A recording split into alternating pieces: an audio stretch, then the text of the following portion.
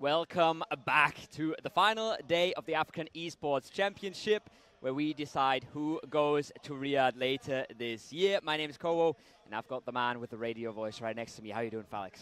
I'm doing amazing. Thank you so much for the compliment. That's one way to start it off. That came out of nowhere, no? You don't do that usually. It did. But I could get used to it. We have so much to talk about. So many teams that still have an amazing chance to go to Riyadh. I'm saying so many teams, but essentially it's 5. But we're going to get to that in a minute. It's been one hell of a day yesterday. We didn't think it was going to be possible after day 2. We said it's going to be essentially 2 teams in the running for Riyadh throughout the rest of the tournament. Yeah. Little did we know, Mauritius went a hell of a comeback. They've made it up to 121 points. Yeah. 5 points behind. I had to look again because I still cannot fathom how much they've pulled back on that second day. They had a really, really good day. Yeah. Egypt had a really, really good day. Egypt right now in first.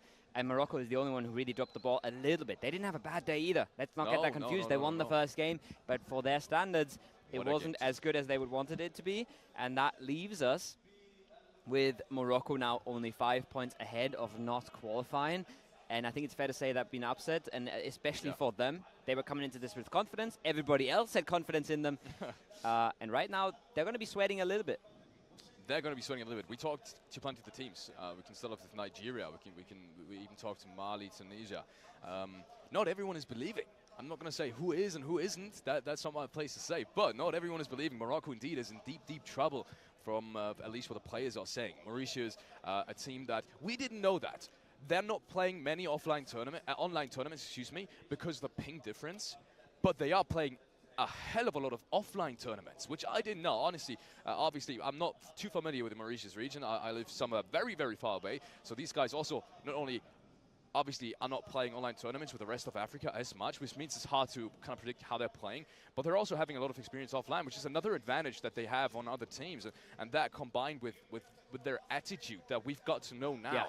Yeah. Being incredibly enthusiastic about qualifying to Riyadh, really wants to go through, is kind of like the third advantage that I have written down in my books that these guys will be having going into the day. I also love it because when you talk to these teams, you get very different pictures and very different ideas of what's going to happen today.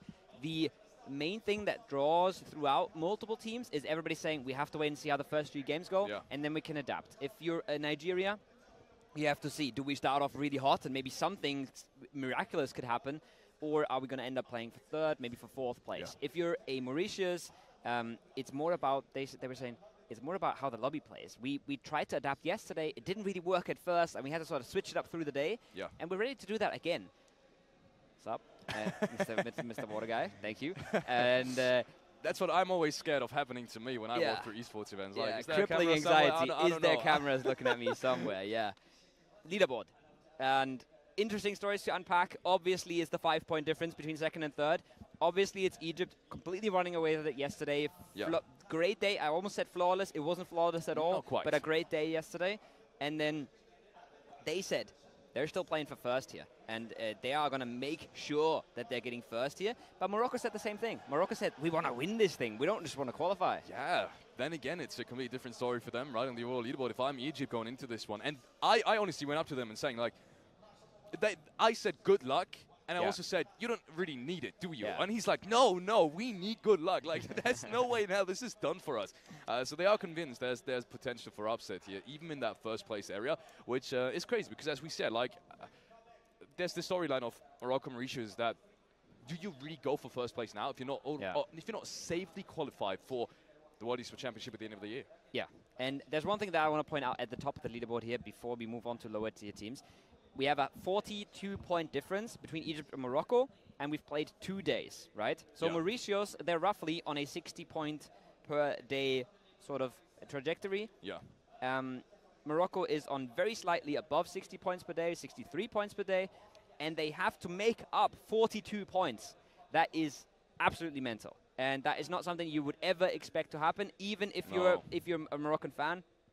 This is not really what you're counting on. You need a miracle to make that happen, but qualification is still massive. And we also said that the further this tournament goes, the more impact these differences will have on the overall leaderboard situation, because if you have 6 chances left, kind of closing the distance on 40 points is something really different than if you have, let's say, 9 left, which was what we had yesterday, right? Exactly. There was this argument that we had, and I was way off. Well, I said please tell me, how big do you think the difference between second and third is going to be going to the last 6 games? You said 20, I said 30. We were kind of the realm of maybe we're going to meet somewhere in the middle. How much is it now? It's 5 points. It's 5. That's ridiculous. Yeah. And that is a point difference where I'm saying that's nothing in a best of 6. No. But 40 points really is. Like 40 points really is. Especially if that's the first place team. It's not like the 8th team. It's not like a top 8. It's a top 1. And a top 1 team, they're not there by coincidence. They're there because they consistently point. So I don't know if it's going to happen. I don't think so. I honestly don't believe. And that's the problem as well when you move further down the scoreboard, right? You're saying, it's exciting to see what Madagascar can do today. It's exciting to see what Nigeria can do today. But Madagascar itself is 40 points behind third. There's a big, big gap on that scoreboard right after third place. And then the gaps slowly start shrinking. 15 for Nigeria, that's not a whole lot, but almost 40 for Madagascar to catch up. Again, crazy things need to happen today, but we've had a lot of crazy things happen throughout the last 2 days. We've had Tunisia coming in with 13 Egypt winning half the games. We haven't even touched on this. Egypt is winning almost everything. Tunisia came in with 13 points on day 1, and now they're suddenly up there in 6th. Madagascar, similar story for them. They had a really bad day. They had a very mediocre day 1, and suddenly they're up there in 4th. So we've seen crazier things happen, and I'm hoping for more of that today. Tunisia especially. I asked about what is your kind of game plan going into today, and they said they're going to try and play, and this has been the same for opponent teams, Nigeria as well, especially for the teams out there. They said they're going to try to play the first 2 games as perfectly as possible, and then they'll kind of reset, look at the scoreboard situation, and realize, hey, how realistic is it getting to 2nd place? How realistic is it getting to 3rd place? Yeah. Because you still have 5K up for grabs, even in 3rd place. So maybe you go for the consolidation prize, but instead of literally like $5,000 instead of going risky and potentially losing that 3rd spot if you're in closing distance to it. At some point, you got to start being realistic. You don't have to start the day off saying we have no chance, but at some point, you will have to make that cut, and every team is going to have a different cut-off for that. For Tunisia, I think as well, they're going to be okay with a 3rd place. They had a really bad day 1 because they had to sub out one of their players, right? And we were talking to them. They were saying, like, we have had 1 month of practice. A lot of these other teams are rosters that have played together for years. It's hard to compete. And we've talked about this a lot yesterday. They have super nice early games, mid-game transitions. They just kind of fumbled a lot of late games. And those small mistakes have cost them a lot of points. They could be in where Madagascar is right now, and then we'd be talking about them a little bit differently as well. Tunisia as well. I asked them straight up. I'm gonna give you guys the juice. I asked them straight up, who do you think is going to qualify? And they said Morocco and Egypt will make it. They said Morocco will pull through. One of the few teams that gave me like a direct answer, and they were in like split between maybe Mauritius can pull back, and I actually think it's kind of like 50-50. No, they said Egypt and Morocco will go through. One of the few teams that were like straight up believing in Morocco, which I thought was interesting. Once again, I went into this last day as well, despite there only being a 5 points difference. I'm still more convinced just because of how big the rounds were from Morocco in comparison to the ones from Mauritius, which, yes, they did have that one big round. I think it was a 15-16 kill dinner or something. But that's kind of been like the only real showing, right? Morocco had more.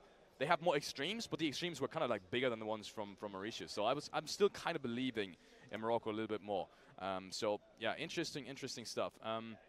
Yeah, Tunisia as well, one of the biggest comebacks, obviously, on day 2. I want to see them perform today again. And they're same story. I'm not sure if I said it before.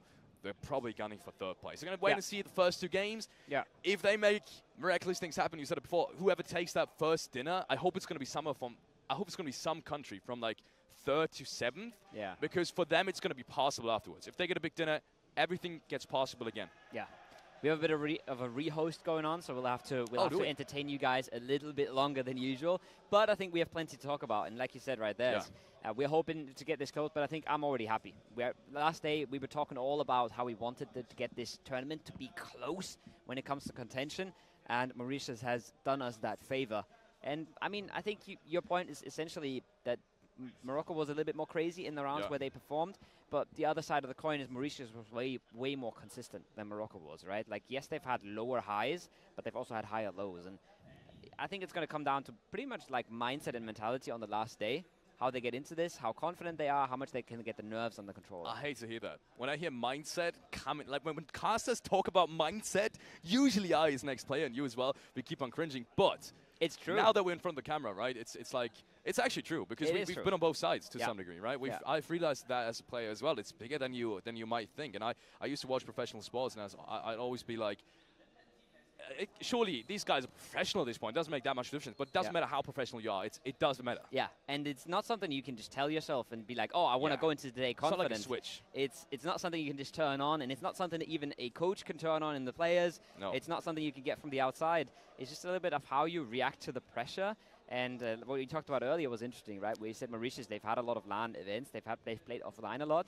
They might just be thriving a little bit more in this environment. And I said it before, I think the pressure is way higher on Morocco than it is on Mauritius, because a lot of people are expecting Morocco to perform here. A lot of people want to see them at the World Esports Championship. They got 4th last year, right? They really performed there. Fallen flat now to a country like Mauritius that hasn't really made big strides on the international scene. That's going to hurt, especially in front of a Moroccan crowd. We're going to get started any minute now, ladies and gentlemen. Just bear with us. It's, as we said, a quick rehost, but we'll get things going. We had incredibly smooth games yesterday, so I'm hoping that's not going to happen today. Maybe one of the phones crashed. Doesn't matter now, because that's going to mean, as you said, a little bit more time to prepare for all of these teams, get into the groove of things, and especially from the Moroccans, which we have there in 3rd row, the ones in the middle, as you can see right now. That's going to mean getting into the last bits and last bits of talking points, I guess, on how they really want to play today. These guys, I've talked to them as well just now, a couple of minutes ago. They said biggest problem is long time since they played. It's been a year since essentially these guys played together, and not only that, but just individually as well. It's been some time since they had that last big international tournament. So yes, you might argue it might come back during the duration of the tournament. But that's not really what we've seen on day 2, right? Yes, they've obviously practiced for it and performed and all that stuff on day 1, but you would think they were going to get better and better, get back to their old form. They haven't quite done that yet. No, not yet. But then again, I mean, they're a weird one for me. Because like you said, their highs are so high, but in a lobby like this, I would expect them to be a little bit more consistent. They've also met Egypt a lot, and they've been getting ruined by that. So it's been really that two-way fight at the top, and that's really hurt them. But I expected a little bit more from them, and I think a lot of people did. But I don't know. I have no idea who's going to make it today. I have no idea who's going to qualify. I think we can safely say that Egypt is going to get first here today. It would be crazy if they don't. And it would require an absolute lack of performance from them that we haven't seen at all. Just to put that into perspective, right? They would need to get like a 10-point day or something along the likes, as they've been getting. What is their average right now? 84 points a day, something like that. It's completely mental. Yeah. That's something that I'm not too worried about. Everything else on the scoreboard, I have no idea how it's going to go down. And like the teams are saying, first match, second match is going to mean a whole lot, because after that it will get crazy. It is. The first 2 matches will be incredibly impactful. Whoever takes these, as we said, even a team from like 3rd to, I want to say 7th, not quite sure about the 7th, maybe 6th, depending on how big that run really is. If Senegal really just demolishes the lobby, gets like 15 frags, it's going to get possible for them as well. But it needs to happen in the very first round, as opposed to a team like Madagascar, obviously, who, if they have a big round, they can immediately just pop up there. One interesting thing that we haven't talked about at all is how other teams can affect what happens on the leaderboard, right? And that's something I think is really interesting. When you have a team like Egypt that we would say is almost safe, especially if they play a decent first game, a decent second game, they said as well, we're going to start really try-harding and see that we lock in that first place, and then we can do whatever we want. They have a chance to just play decider a little bit and see, definitely. Do we want Morocco to go to World Esports Championship with us, or would we rather have Mauritius? And I thought, coming into this, they said, we kind of have a hot drop with Morocco, but we dissolved that amicably. Yeah. That would be a motivation to say, we don't want you at the World Esports Championship because we want that loot spot. But they said, we don't really care. These guys are our friends. We're going to play our best game, and we don't want to play any of these shenanigans that we maybe would be in the position to do. Yeah. I'm interested to see how Madagascar performs today. I haven't really talked about Madagascar yet, but that is the top 4 theme. Ladies and gentlemen, it is time to get into the first game of the 3rd day here at the African Esports Championship. Obviously, we had a couple of minutes of delay, but we're getting into it right this very second. The first one. We said how important this one is. We said how important the second one is. That it starts off on Sandhog is not to the advantage of absolutely anyone. We're going to have to wait and see how these teams perform and deal with that little bit of randomness that we have going on. Yet again, it is 14 teams only, and that does make Sandhog a whole lot more competitive. It does make it a little easier to find yourself a spot on the map, a bit of loot to claim your own, but we've seen it in the past. It's not always that easy, right? It's not always as simple as just figuring out where to drop. And dodging everybody else around you. Some teams have also said they love a bit of early contention. Mauritius being one of them. They were actively looking for fights, and they will now realize, hey, we have that whole bootcamp area for ourselves. But they still leave Faker in danger close here to Painan. So he's a little bit interested in what South Africa is doing just below him, but no real hot drop to speak of. It's time to make history for some of these teams. It's an historic moment in time, the first International African Esports Championship. And we're going to crown the winner today. All these teams still have the chance to potentially come back. Very few have the chance to catch up to Egypt, just from a mathematical point of view. But it is about more than that. It's about so much more. It's about growing the esports scene.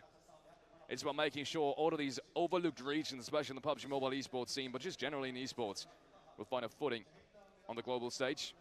And now Iesf is making sure exactly that happens as we are heading into the first game once again. Djibouti, this is one of the first times we've not seen them contested in the early stages of anything. So I'm excited to see how this one is going to work. It's a relatively good circle for them. They will find entries. Question only is, last time they tried to find entries, they were gate-kept by Morocco. And I'm interested to see if Morocco is going to do the same thing here. Morocco has been doing that on Sanok very effectively and very consistently. They've been camping that bridge. They loot east of the bridge. They've been camping it. And at this point, everybody that loots west of the island should know that that is a threat, that is a possibility. But like I said it before, I like to see it, and especially the fact that it's worked twice really goes to show that they know what they're doing. And it's always good when teams think a little bit outside of the box. Think a little bit outside of, okay, what's the best position in the circle we can play? How do we set up? How do we get there? Sometimes ruining someone else is just the points you're going to get, and I love to see that Morocco is almost the only team that's really actively going for these camps, but they're pulling them off. Mauritius. I'm so excited to see these guys play. It's what a monumental performance for them up until this point. Yeah. I underestimated them heavily going into this tournament. I didn't think they'd honestly, I didn't think they'd have any chance, but I was severely uneducated by the looks of it. I was severely uneducated. I'm so surprised by the way they play. They're playing PUBG Mobile on the very highest of levels, and deservingly so on third place. These guys, we've heard stories about these guys sitting in the bus with other players, and they couldn't talk about anything else but these games. Yeah. Incredibly enthusiastic. They were solely focused on this from start to finish, from getting to the hotel to preparation to obviously food, beverages, everything optimized to the smallest of details to make sure they perform as best as they can today. It's all about representing their country. And if they would go to Riyadh, my goodness, imagine Mauritius being at the global stage of the World Esports Championship later this year. Who would have thought that they'd have a chance? Who would have thought, especially when you've seen how Morocco was able to do last year. But we have the first bit of action on our hand. It's Egypt versus Senegal, and Mighty, I think, has no idea. Again, is walking up. I don't think he has. Unleashed with the QBZ. He's coming around the corner. The damage is good, but he doesn't really connect here, Felix. No, he doesn't, but he's going to get the second chance. Again through the window, but now the player is really close, and he's got the shotgun in hand as well. This might come down to a 50-50 duel. Just one shot from the DBS is needed. Mohammed on the other side, though, takes down Mighty, and Zeldas again. It's a quick double to open it up, and Egypt, just like that, have almost safely secured themselves 2 points. Oh, it's a messy start, but at least they close it up there towards the end. Big from Mohammed as well, from the off angle, really helping out, relieving some of that pressure, making sure that, again, is not outnumbered there. It's a messy start. The Ironside not really helping him to connect all too much, but he does get it done. Senegal, they have to go and lick their wounds here. I think it was Mighty who got away, but it's only 2 left standing, and that's going to really, really hamper them on Sanok. Tunisia on the other side of things, they're not starting off well. They're losing 2 members here, Knock and Flush. It's a quick down. Azema is looking to support it. Never mind, it's actually Falcon. He's not knocked just yet. Somalia is still down to 3 players, though. And in the meanwhile, it's going to be Skirb, the IGL of Tunisia, going down in the distance as well. This is falling apart for Tunisia. This is a really tough fight. You can see there's another team approaching towards the northern side of it as well. It's Mali. This is a mess if you're in Tunisia right now. They're stuck in between 2 teams. They know about it as well. They've already taken casualties from both, but they want to finish this fight now as quick as they can. At least take out one side of the equation. At least give themselves a bit of cover to work with. They're getting behind the rock now. They've got the knock. They've got the flush. First stage will come through, but this is not over yet. Mali, they've completely turned a new page in the book yesterday where they started being crazy aggressive, and they're looking to do more of that now. They've got another chance to do so. 2 players right in front of them. Nade chimes in, takes him down to 50 HP. Chala almost being taken down just by that one single nade. But it's not quite enough as the players are continuously approaching. Second nade hits in target though, and Chala hits the ground. It's just Hammer left standing. He doesn't even realize there's a player to his left. Never mind me, he does. What a quick turnaround, and he's going to be taken down too. Momo loses its life. That should not have happened in any circumstances. And just like that, it's down to a 1-3. Big flush to get, but the off angle is there, and it is Mali that closed it out. Tunisia, they wanted to start things off strong. They said they wanted to clean up some of their mistakes. It's not meant to be in round 1. Mali, excuse me, looking to do more damage as well. They want to get Somalia out of this as well, and they have all the angles they need. I'm not sure where the second player is, though. There, he was in the distance, Ali. He might have a complete off angle. I don't think Karamogo has any idea this is happening. I don't think so either. It could be a massive, massive lurk. And it looks like Falcon, he's got somewhat of an angle to potentially see him, but he might just be out of view distance. Actually, never mind me. I don't think that FOV is going to be enough. Falcon has no idea. This should be a clean pickup. Yeah. It should be 2 shots right away. Falcon gets taken down. What a lurk coming in from Karamogo. Really positions himself nicely towards that southern side of it. And, man, honestly, the more I look at this has been a perfect lock. He had absolutely no idea. What a play coming out. And the rest of the players baiting as well, making sure that he doesn't have any idea there's a player to his left. It's just rough as well that Ali's not able to help there. Maybe even thought that Ali had the angle for him. Maybe even thought the cover was there from the squad. But in the end, the setup is not good enough. And it's a really, really good lurk, like you said, coming out of Mali. Getting themselves a bunch of early frags. Circle's about to come on in. We're shifting towards Painan, towards that quarry area. We've seen the zone before. We've seen Morocco get away with a crazy, crazy win we would never have expected. Yeah. But look where Morocco is now, and look who's coming their way. Madagascar is cruising into what might be open arms here. But I don't think that bridge camp is as good as the one they've had against Djibouti. No. I don't think they're quite as ready. They're not camping at the bridge itself. Exactly. They're camping at the compounds right next to it, which means maybe they haven't really quite expected Madagascar's timing on this one. Next rotation comes on through from Senegal as well, Ghana as well. And even though a couple of shots have been landed on the vehicle, have connected, no one's been shot out. No damage has been dealt either, so that rotation should have gone through quite nicely. A rotation that you see very rarely on Sanok with these types of vehicles, especially coming in from the eastern side, because these bridges are just really tough to cross. But this time around, it has worked. And that's also down to the fact that you have 14 teams, just less on the south side happening as well. And that's a good spot that Ghana's just found. And we're essentially down to 12 teams as well. We have a Somalian solo, and we have Tunisia already going out. So there's a bit more space here that you would usually have. But damn, that's got to feel good if you're Egypt right now, right? Starting the day off like that, 3 frags before phase 2 even pops. Showing us time and time again that they deserve to be where they are and that they will not be taken down. Ghana now, they have to think about how they want to approach this from the south. And they have a bit of time to do so, but they don't have a whole lot of space. What is that? Kenya getting run over. They're in the compound. Senegal, they're trying to do close business with this. Ethiopia, I don't know, does he have a teammate close by? Yes, he does. Should be a 2 versus 1 in the building at least, and they do win it out.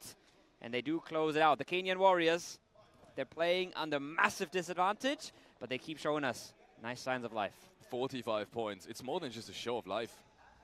It's more than just a show of life. I think it's, I don't know how to call this. 45 points as a 3-man going into this tournament. Yeah. If that be a 4-man, you cannot imagine the amount of advantages of having a 4-man is. Like, it's more than just, let's think about potentially doubling their points. It's more than that. Even doubling their points for me, they'd be in 4th place immediately. Yeah.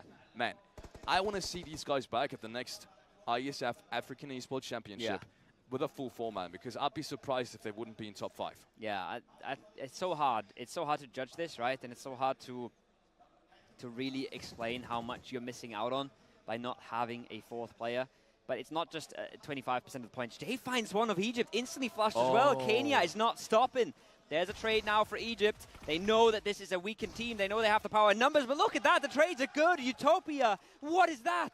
Are you kidding me, Utopia? And he's got the chance for more as well. UMP in hand. Arthur jumps over. He almost takes down Arthur as well. But now the support comes in. Mohammed takes him down. And we were talking about it. Imagine that would have been a 4th place, 4th player. But, oh, my Lord, this fight is far from over. Morocco chimes in. This is top 1 and top 2 on the compound right this very second. And it's down to get into dangerous territory for both of them. As Lazy's trying to find the shot. It's S12K against S12K. It's used with DBS actually in Lazy's hand.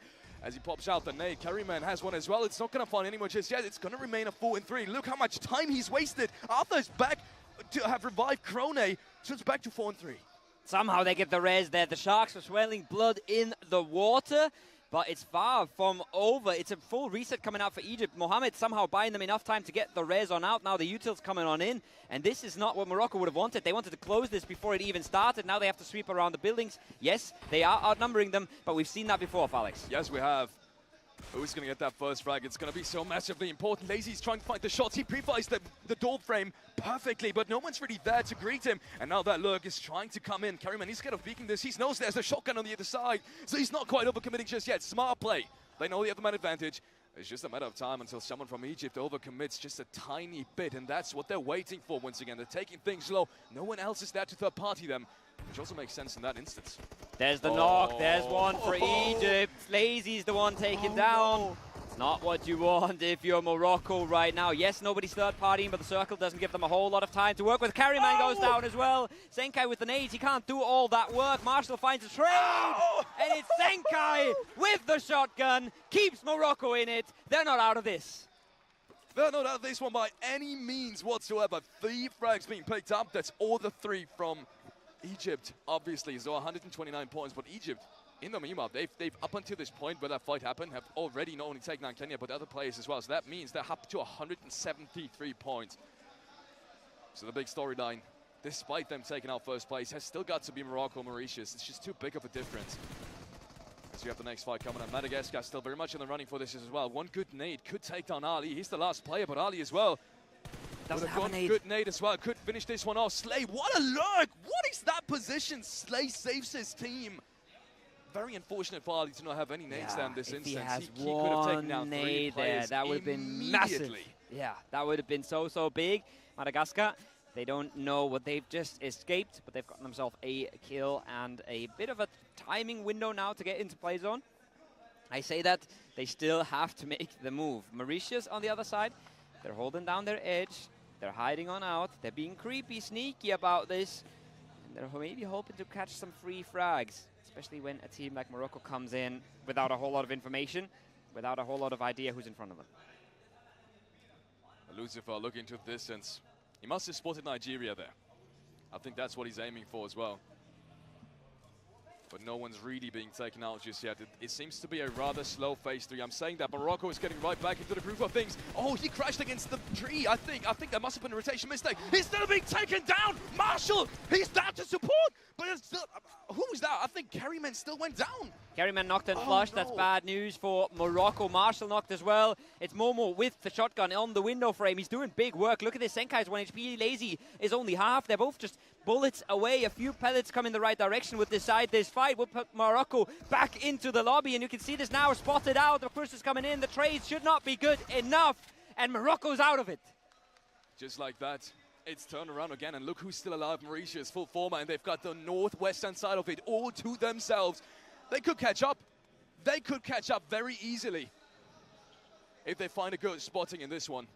And I think they will. They've got all the information to play off of this. They know that South Africa has been weakened in that fight too. They're not a full format anymore, and that's kind of like the next step you want to take on rotation, right? Get into the city, because there's no real place outside of it. And yes, that ending might be happening towards the northern side of it, but either way, you're going to find a footing in this one. Pew Pew finds himself a quick rotation frag. It's finished going down. That means Mali also down to just 2 players. And Madagascar still very much in the run for this as well. One of the few teams, apart from Djibouti, Ghana, and Mauritius, with the entire squad still alive.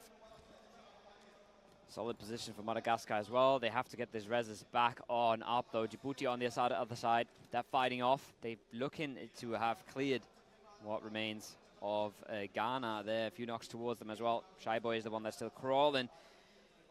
This is exactly what Mauritius is hoping to do here, Alex. They were saying after they won, hey, we can't just play a slow game while these other teams are farming points, but that hasn't really worked on day 2 at all, because the big 2 teams were killing each other constantly. Egypt, Morocco, they were constantly in each other's hair, and we see that now again. And Mauritius just playing a slow positional game has just given them the best chance ever to not only equalize, but even pull past Morocco in second.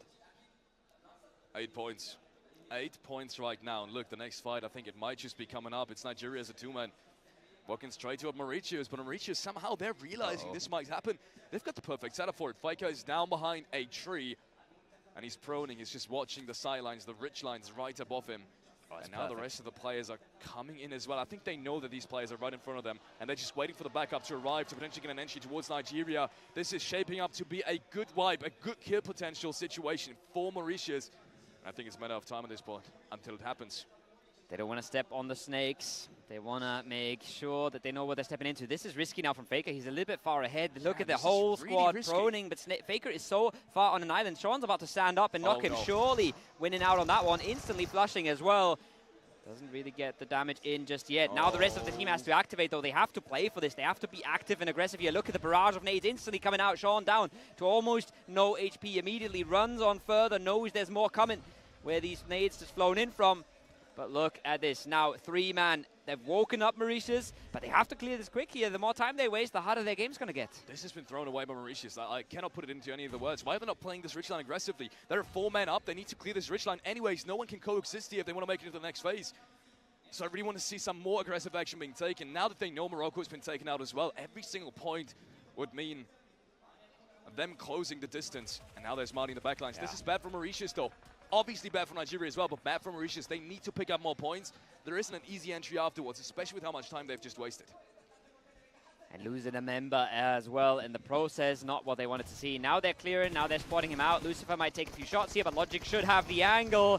And just like that. Important kills grabbed for the Mauritian squad. Important placement point gathered as well. But now, like you said, they have to make the move. Nigeria a little bit too pinched. Mali, they have 2 members up in the distance here. But you see Mauritius, they want to play for circle here. They want to get into the zone. And they are about to make the move. Not a whole lot of tires on that Mirado. They should be still able to make their way on down. I said it before, I think the only real entry is the city potentially. Mali now continues its barrage through the forest. They catch Slay off guard. That's 1 down from Madagascar. But then again, it's everyone being a player down, so that might not mean too much. They will still clear Mali. So it's a good pickup from their side. 2 more frags, 4 kills in the end being secured already in this round as they make it up to 88 points. But it's far from over. Mauritius is there, and this is the fight for 3rd place today. But at least in this round, essentially, depending on how well Madagascar plays, but it's so much more important in the grand scheme of things for Mauritius at this point in time. Unless Madagascar has a big round, which they have still yet to do. Yeah. Mauritius is the only team that can really catch up. This is such a big fight here up top. It's not a fight just yet, but it should be a fight at some point. Neither of these teams have enough space to play once they have to move down from the hillside, right? They have a almost full South African team in that compound with good sidelines, good angles. They can't afford to fight each other while moving down the hill. So if they don't engage now, which they won't, this is going to get really tricky just depending on how phase 6 exactly shifts. But it's not an easy fight for either of these 2 teams. There's plenty of sidelines from the compound into these crevices, into these sort of canals that lead down the hillside. And Zekrom steps over the top. He finds Paradox. And it's just feeling like Mauritius is so passive in this. Yeah, Mauritius too passive for my liking. Not in this instance. Not where they are on the leaderboard. Not knowing that obviously Madagascar is in front of them. And Morocco's been taken out as well. You need to activate at that point. And it's just been a little bit too slow. So that round might not be the big round that they've been hoping for, despite literally having every chance to have it be that way. All nades are now raining in from Madagascar. They've got a pretty good idea on where these Mauritius players are, and I think they want to activate this very second. They are following it up now, getting closer and closer and closer. Who's going to get the entry? Logic goes down. It's Pew Pew to open it up. Immediately gets the flush as well. As Lufer is able to trade 1 player, but there's 2 more left standing. 2 left standing, 2 versus 1 situation. South Africa not getting involved just yet. You see Lucifer, he wants to make a move. He wants to dodge this. South Africa is getting knocked in the distance. He's going to sit in the car to try and make this work. And you can see at the top, the third-party shots are coming on in. It's Djibouti from range. And that's exactly what I've been saying. There's so many angles on these hillsides. It's so hard. Madagascar, they're down to almost nothing. Zekrom, if he gets taken out here, that's the last one up. Sora as well is flushed. And Mauritius, maybe a little bit too late. But they're stepping up now. Yeah, Lucifer. He aggresses this. I like that initiative that's being taken by Lucifer now. He knows 2 players have been knocked down from the far distance, and he just needs to take down 1 single player. Lucifer now, third-party action comes on through too. And South Africa, unfortunately, hasn't really got the angles. And they go down. Madagascar goes down by Djibouti. That's Zekrom being taken out by a headshot. That's and it's going to mean it's all down to Mauritius now. 2 more points for Mauritius. A kill and a placement point is what they just got here. 4 teams alive. I'm not sure if I see Lucifer staying alive in this any further, but now he's done the job at least. He's pushing them very, very close. And they're going to be sad about how this game went, because this could have been a massive one for them. But at least Lucifer has pulled it back. He salvaged this into a respectable outcome. And you see this circle, yes, he's not in good shape here, but neither is anybody else except for South Africa. It's a horrible circle. It's one of the worst ones I've ever seen on Sandhawk. What the hell am I looking at? Seriously, Corvo, what the hell am I looking at? Half of it is a river.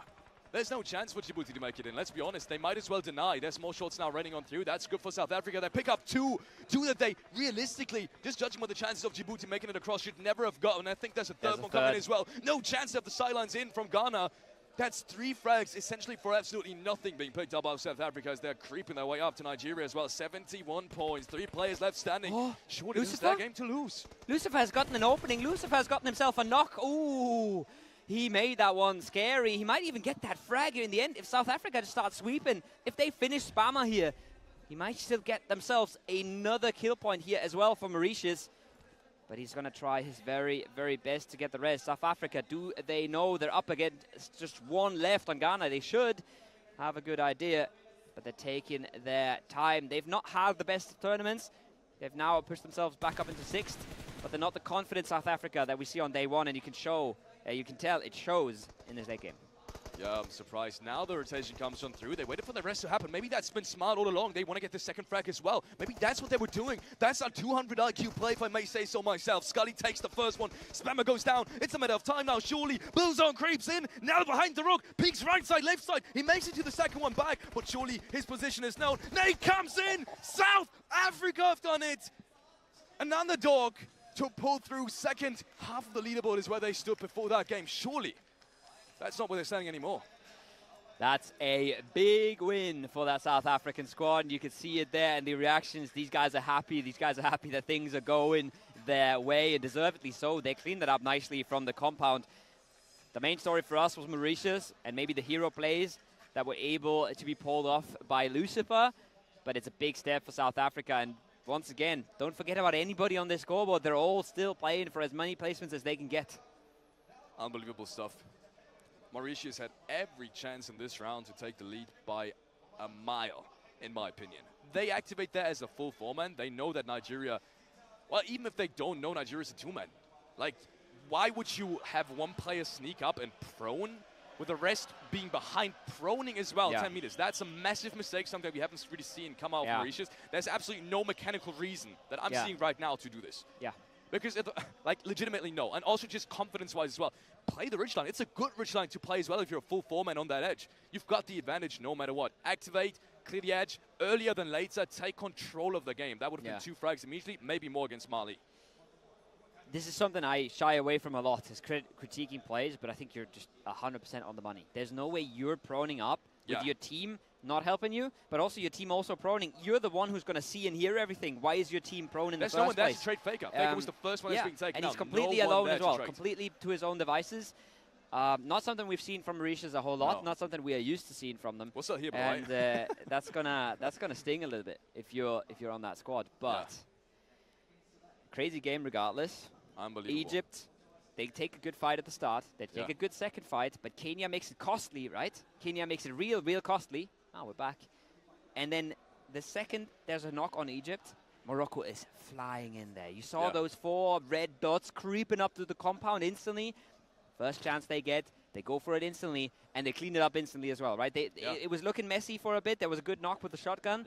But in the end, it's a clean sweep for Morocco, and it was looking so good for them until they had to go to the city. I like what we've seen. Obviously, we've seen some gameplay mistakes. Now, which is the first time they were mentioning this on stream, as you said as well. It's not for us to judge as much, but in this instance, we just kind of pointed out there's something that we haven't really seen from them. Might be the nerves coming in. 9 points for Mauritius. Still, a success in my books, just not the one that they've been just served on almost a silver platter. Like, they should have just been able to take it, grab it off the plate that was granted right in front of them, but didn't happen. 9 points is still being picked up. 19 by South Africa, though. I'm not sure that's going to change anything just yet in terms of the race for the top 3 or even the top 2. That I'm sure of. That's a little early, But Madagascar picking up 9 points as well also makes things more interesting. There's also 5 more points that they are now closing the distance on not only obviously Morocco but also Egypt to some degree, right? Yeah. With Egypt making absolutely nothing happen here, at least in the sense that they've usually got a point average with winning half of the games that's like easily in the high double digits. Yeah, but that being said, right, if they get 5 points a game today, every single game, then they're absolutely uncatchable. Easily enough, like easily they're enough. absolutely uncatchable if they do that. So them getting some good fights early, isolating a team that they feel confident in fighting is hard to be argued with. And 173 points. Yeah. I was doing the maths in my head. I was waiting for this. Ladies and gentlemen. We have equalized. Wow. We're going into essentially a best of 5 here. I love it. For the qualification to Riyadh, for a chance to play for $130,000 US, oh, yes. and for a chance to represent your nation on the world stage. $25,000 US up for grabs here at the Iesf African Esports Championship, and another 130, as you said, at Riyadh. This is what everyone's been fighting for, and it couldn't get more close. It's a best of 5. 130 in Morocco, 130 in Mauritius. The top 2, be reminded, will go to the World Esports Championship. So it's only 2 spots. One of the runner-ups, it is either going to be Mauritius or Madagascar, realistically, is going to fall short. And that, ladies and gentlemen, is the outcome of the 13 games that we've seen up until this point. 13 games, 6 of which have been won by Egypt. I cannot stress that enough, how crazy that is. Well, it's getting a little dull now. They haven't even won half of the games now. You know, they're clearly slacking at this point. No, but I think this is such a great example of why PUBG is awesome. Yeah, absolutely. When you're looking at how much there is randomness involved in circles, in loot, and everything, and then you play 13 rounds, and there's 2 teams on exactly the same amount of points, and they're both just fighting for qualification, and they both got there in so massively different ways as well, right? Yeah. When you look at the trajectory of Morocco playing a crazy first day without a chicken dinner, Mauritius really kind of coming back on the second day, winning a lot of games, but not nearly as many kills. Crazy stuff on the scoreboard right now. We're going to look at stories like South Africa and Madagascar more and more throughout this evening. Yeah. But the big crowd favorites Morocco here, and Mauritius trying to claw this away from them is for sure the main storyline. Got to be. South Africa 83 points now with that first chicken dinner as well in this tournament. Make it up to 5th place. Plenty of elims being secured as well by them. South Africa, one of the biggest fragging teams. This is top 5 fragging as well. Yeah, and also think about the fact, right, they just won a game. They were on 21 placement points. They were on 21 placement points before this game. Now try and look down the scoreboard until you find a team with less than 21 placement points. You have to go to 10th, to Kenya, a team who's been playing as a 3-man. South Africa, before this game, was one of the lowest placement point teams. Yeah. Because they've been winning their fights, but they've not been making it into these late games. And this is a nice change of pace for them. And again, I think they played this really well. Yes, they had the compound at the end, but they weren't playing that compound the whole game. They were in the city when Morocco was breaching, right? So they had to make a move to that compound. They did that cleanly. They held all their edges. They really deserve to win this one, and it's good to see them just creeping into standings. Crazy stuff. 74 points on Nigeria, 69 on Tunisia. Not really the best of rounds. Nigeria kind of doing the best they could really with that round. I mean, that eastern side entry realistically is one of the best ones, but they just unfortunately haven't been able to really get a hold of that entire circle. There's been plenty of teams actually on that eastern side as well, which made it all the more tougher. But yeah, 74 points. They want to make it up to 4th place. They said as well. They told us, we interviewed them just before the games, right? How do you want to play this today? They said, wait for the first 2 games to happen. Yeah. If we somehow make 50 points, we're in the running, then let's go. Our game plan changes drastically. Obviously, it does. But if not, then I guess just go for 3rd. And the thing now is, for everyone, 3rd is same as 2nd place. So essentially, you're catching up to both. Now. So everyone's game plan at this point has been thrown out the window. So you have to essentially focus both teams now. If you see Morocco in game, not longer playing for 3rd, we're playing for 2nd now. If you see Mauritius in game, send it, because it's not only about qualifying, it's about the money as well. Yeah, and it's about going as high as the standings. I went to the toilet earlier. I met one of the Egypt guys. Yeah. He had his flag on while on the toilet. That's how much these guys love representing their nation, and that should go to show how much they want to perform on this leaderboard. We're going to a short break, guys, until we come back with game number 2.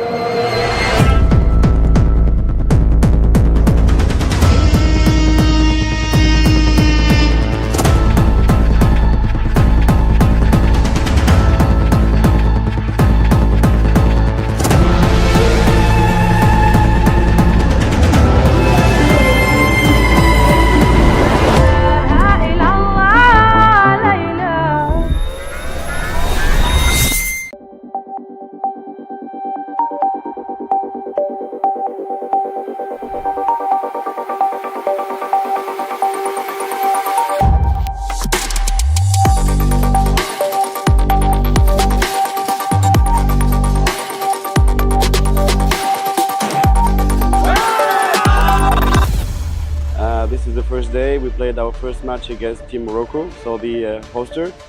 It was a close game, we did a lot of mistakes, they played well, and we win it pretty much.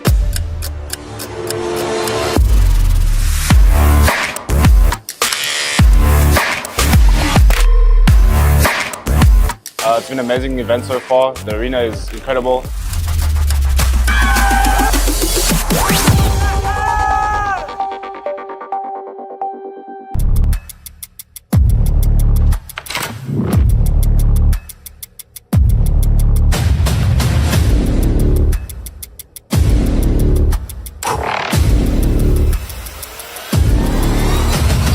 African domination starts here.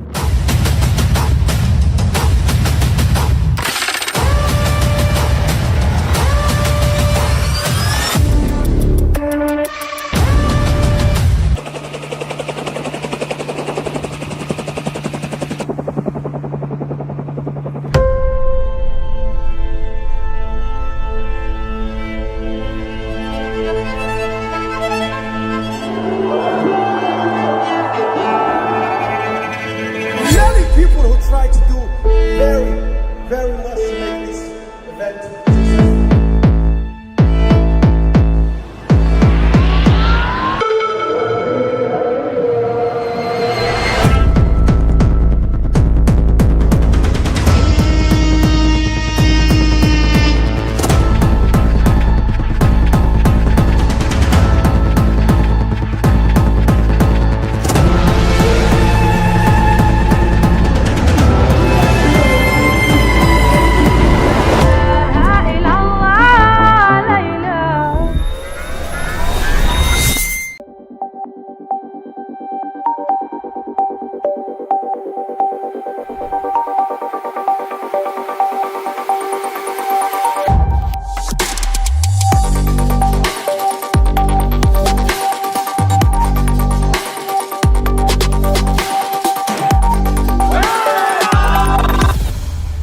This is the first day, we played our first match against Team Morocco, so the hoster. It was a close game, we did a lot of mistakes, they played well, and we win it pretty much.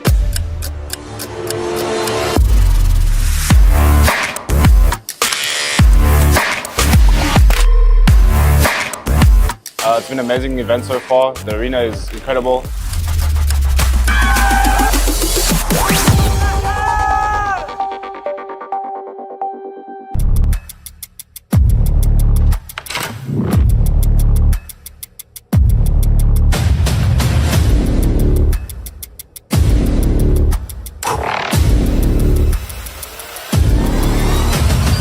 African domination starts here.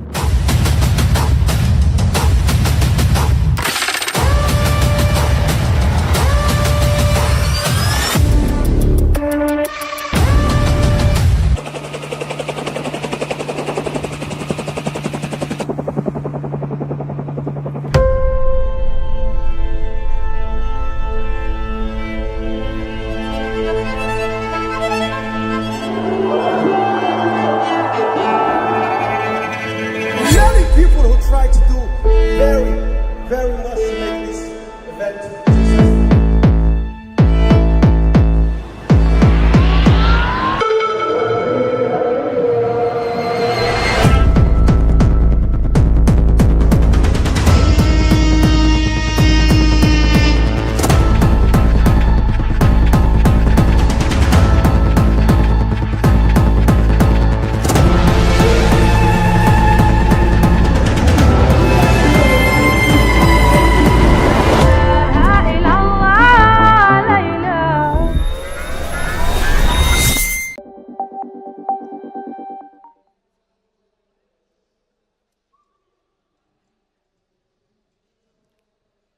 South Africa takes the win. South Africa plays the biggest game of their tournament so far. They essentially double their placement points here in our first Sanok, our last Sanok of the tournament.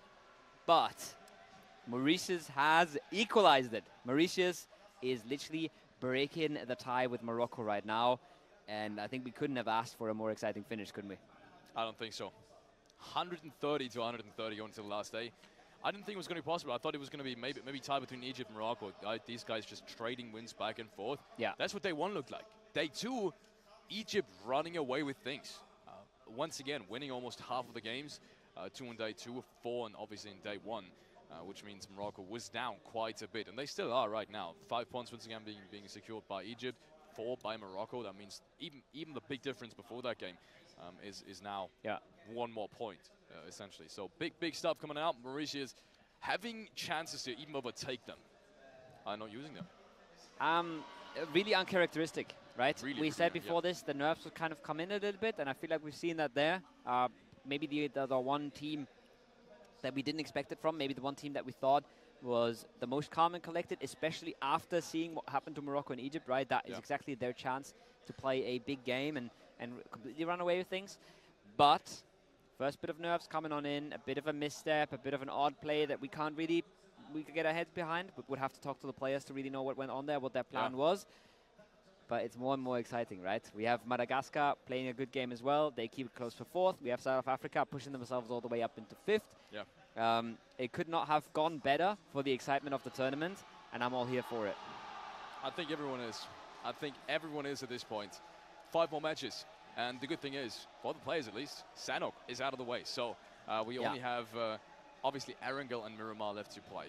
We've definitely seen patterns, I think, even on these 2 matches between the 2 teams. I want to say Egypt has been a little bit stronger on Erangel. Yeah. Morocco maybe has had a couple of more big chances on Miramar. They haven't really used them, but at least fragging-wise, they've used them quite a bit more than Egypt, at least to the extremes. As ladies and gentlemen, we're heading in to the second round here at the African Esports Championship.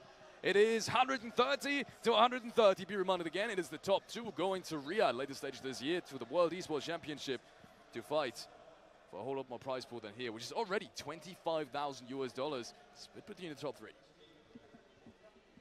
First Erangel of the night. 3 more of them to come. And like you said, I think Egypt's been really, really strong on this map. But generally, I think it's fair to say that the top teams have been dominant. And I am already happy to see that we don't have 3 teams in Primorsk, because that was an absolute mess last time. Looking at Djibouti has reconsidered. They've switched it up a little bit, different locations now for their drop spots. As we see Tunisia in the Ferry Pier area, Kenya towards Quarry, Nigeria and Niger around that area as well. Pretty stacked area towards the southwestern side here, but with a plane like that, I'm not all too confused. I'm not all too confused as well. It's yeah, I was hoping to see that phase 1 circle maybe be a little bit more fair, but that's already on the fairer end of things, I want to say. Could have been a military circle as well. I would have preferred to see that, actually. We haven't really seen a military circle yet. We've not seen a military ending. It always shifted back north, even when it was, even at a disadvantage, it shifted back up north. So once again, not surprised to see no military circle here, but it would have definitely spiced things up. First frag from Jay happening now, Kenya. Once again, never to be underestimated. 3 plays, they were on somewhere around 46, 47 points before that game. Make that a point more now. They just don't stop. They start right where they left off. It's Shy Boy that suffers at the end of it. And it's Kenya once again putting up numbers, collecting a few points here and there. And it's, I don't know. I keep getting surprised at them. We've been singing their praises, right, for the whole of yesterday. And we've started it early today as well. Love to see what they're doing. Now they have to be a little bit careful, though, as Mufasa is coming on in. I'm not sure if Mufasa had time to pick up a gun, though. So this is a bit of a dodgy situation for both these teams, as Tunisia as well find themselves a bit of Djibouti frags coming their way. Relatively aggressive early game, down to the plane path, obviously, with all these teams being kind of grouped up on that southern side.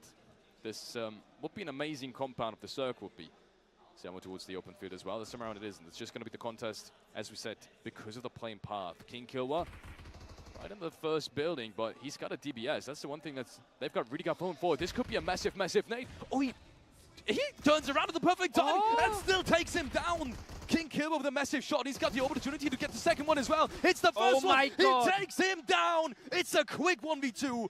And there's no one there to trade him back. It's a double frag from King Kilba and Djibouti will pick up 2 points just like that. Tunisia is an absolute shambles. King Kilwa trying to do his very best to prove he's the best Kilwa in the lobby. And oh boy, that was looking solid. That was looking solid for Tunisia. I felt like they had that 2 different angles on the windows. They're cooking the nade on up. But just one good move, one good shotgun shot, and just like that, it is decided. Rough start for them. They really had high hopes, especially after yesterday, after a great day yesterday, where they really showed us what they can do. But it hasn't been meant to be. Mufasa now is cruising through Kenya. Kenya has lost a player as well. Is Spammer who picks that up. So the mess keeps getting messier on the western side. And a lot of these teams are just trading aggression, and neither of them are better off for it. Long distance shots. We've seen this exact fight happening before. In one of the rounds yesterday, Kenya being on that northern side of things of Quarry. It's a tough zone to fight. Already talked about. It's a tough position to fight in general. Like, there's so many positions that if you push through quarries, enemies can be positioned at. And look at this. I don't think they realize where Daddy is at. And that's what makes it so dangerous. He's got the opportunity to take 2 now immediately. Unless he's being hurt by Mufasa. And he might have just been. The way Spammer is looking at his ridgeline more so means I think they have an idea where Daddy is at. Mufasa especially jiggling around that car right in front of him. He should get the shot off any second now. Then he tried it against Spammer, but it didn't quite work. Mufasa immediately rotates back. This is dangerous. Headshot comes on through, and Kenya with potentially another frag in this round. Daddy OP lets the hammer down, takes another knock towards Ghana, brings them down into just 2-man squad up right now with Spammer as well. Almost no HP to work with, and don't forget, Daddy still has a teammate here on the other side of Quarry, so this might get awkward any second now. He's going to try and get himself a little bit of that loot. He knows Spammer fell away from things. And they're making this costly. They're making this hurt for Ghana. We've talked about this before. Kenya, what a storyline. 48 points now with a 3-man in this tournament.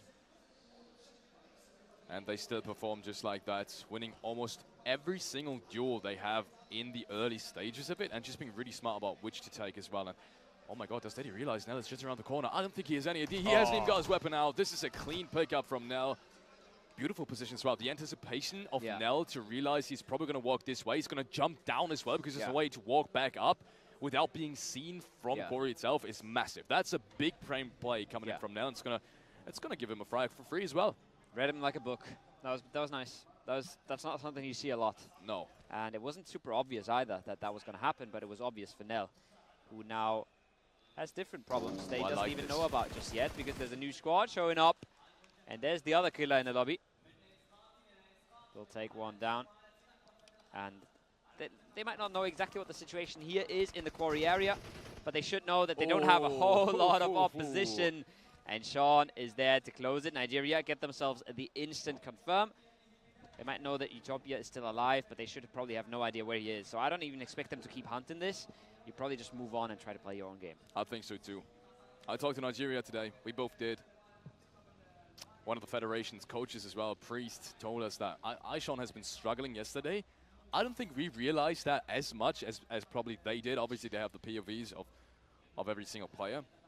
But he's been struggling, so seeing him back up, get that quick trade on Ghana is something that's definitely going to help him perform today. Yet again, first chance has not been used, though. First round that was so massively important for Nigeria has not been used to its fullest, so they will remain on that top 6, potentially top 4, top 5 trajectory is I think what they're going for right now. I think a top 4 finish is essentially that best case scenario at this point. Yeah. We'll see. I think that is what they should be gunning for. But they might still have higher hopes, and it doesn't hurt to aim high, right? It doesn't hurt to aim high. Right now, you're just point optimizing. That's all you're doing. You're trying to do your very best. And you see what comes out at the end of this. This is the Morocco that we've sometimes seen on day one, where they're not in the best spot in phase 1, but they're 4-man up, they're close together, and they're ready to pounce. They're ready to benefit. They're ready to abuse any sort of opportunity they get. And last game, that opportunity was seeing Egypt in the kill feed. And they might be trying to do that now. Falcon. Yeah, he was debating whether or not to take that shot. I think it would have been a waste of ammunition, but I've seen crazier things happening so far in this tournament. That dual win from Morocco to even bring them to this point. Imagine they don't win this round, they get eliminated early. That'd be even further down the leaderboard. So they did have their fair share of upsets as well to get to 130 points, which doesn't make it any easier in terms of predicting who's really going to run away with that top 2 spot. And as you can tell, the players aren't sure either. We said it before, we've talked to almost every single team, and no one's really sure. Plenty of these teams are like, it's kind of 50-50. Mauritius, yeah, they've got more LAN experience. They're playing more offline tournaments. They performed yesterday. Morocco hasn't played a big tournament in a year. Some of these players just in general haven't really played, but they are experienced. So when they get a feel for a round, they probably have the higher chance of making it a big one. And Mauritius, now with that last game, doesn't strike me with the amount of confidence they need going into today. Really uncharacteristic for them. We saw again there getting himself a drop. We've seen what he can do once he gets himself 3 gear, especially the FAMAS comes to mind. He's been putting it to work, and he's been doing great things with it. This time it won't be a FAMAS. I see 3 gear, but I still see an M4 in his inventory, so likely didn't get himself that kind of drop gun. But he does get himself away. He does get himself to safety. Can't say the same for Glitch. He's pulled up in a spot here to take a few shots, but he's the one under fire. I say that Mohammed knocked on the other side of things. This is a rough start for Egypt once again. That's a rough start. First love being taken out. A couple of claps from the Moroccan crowd here at the venue.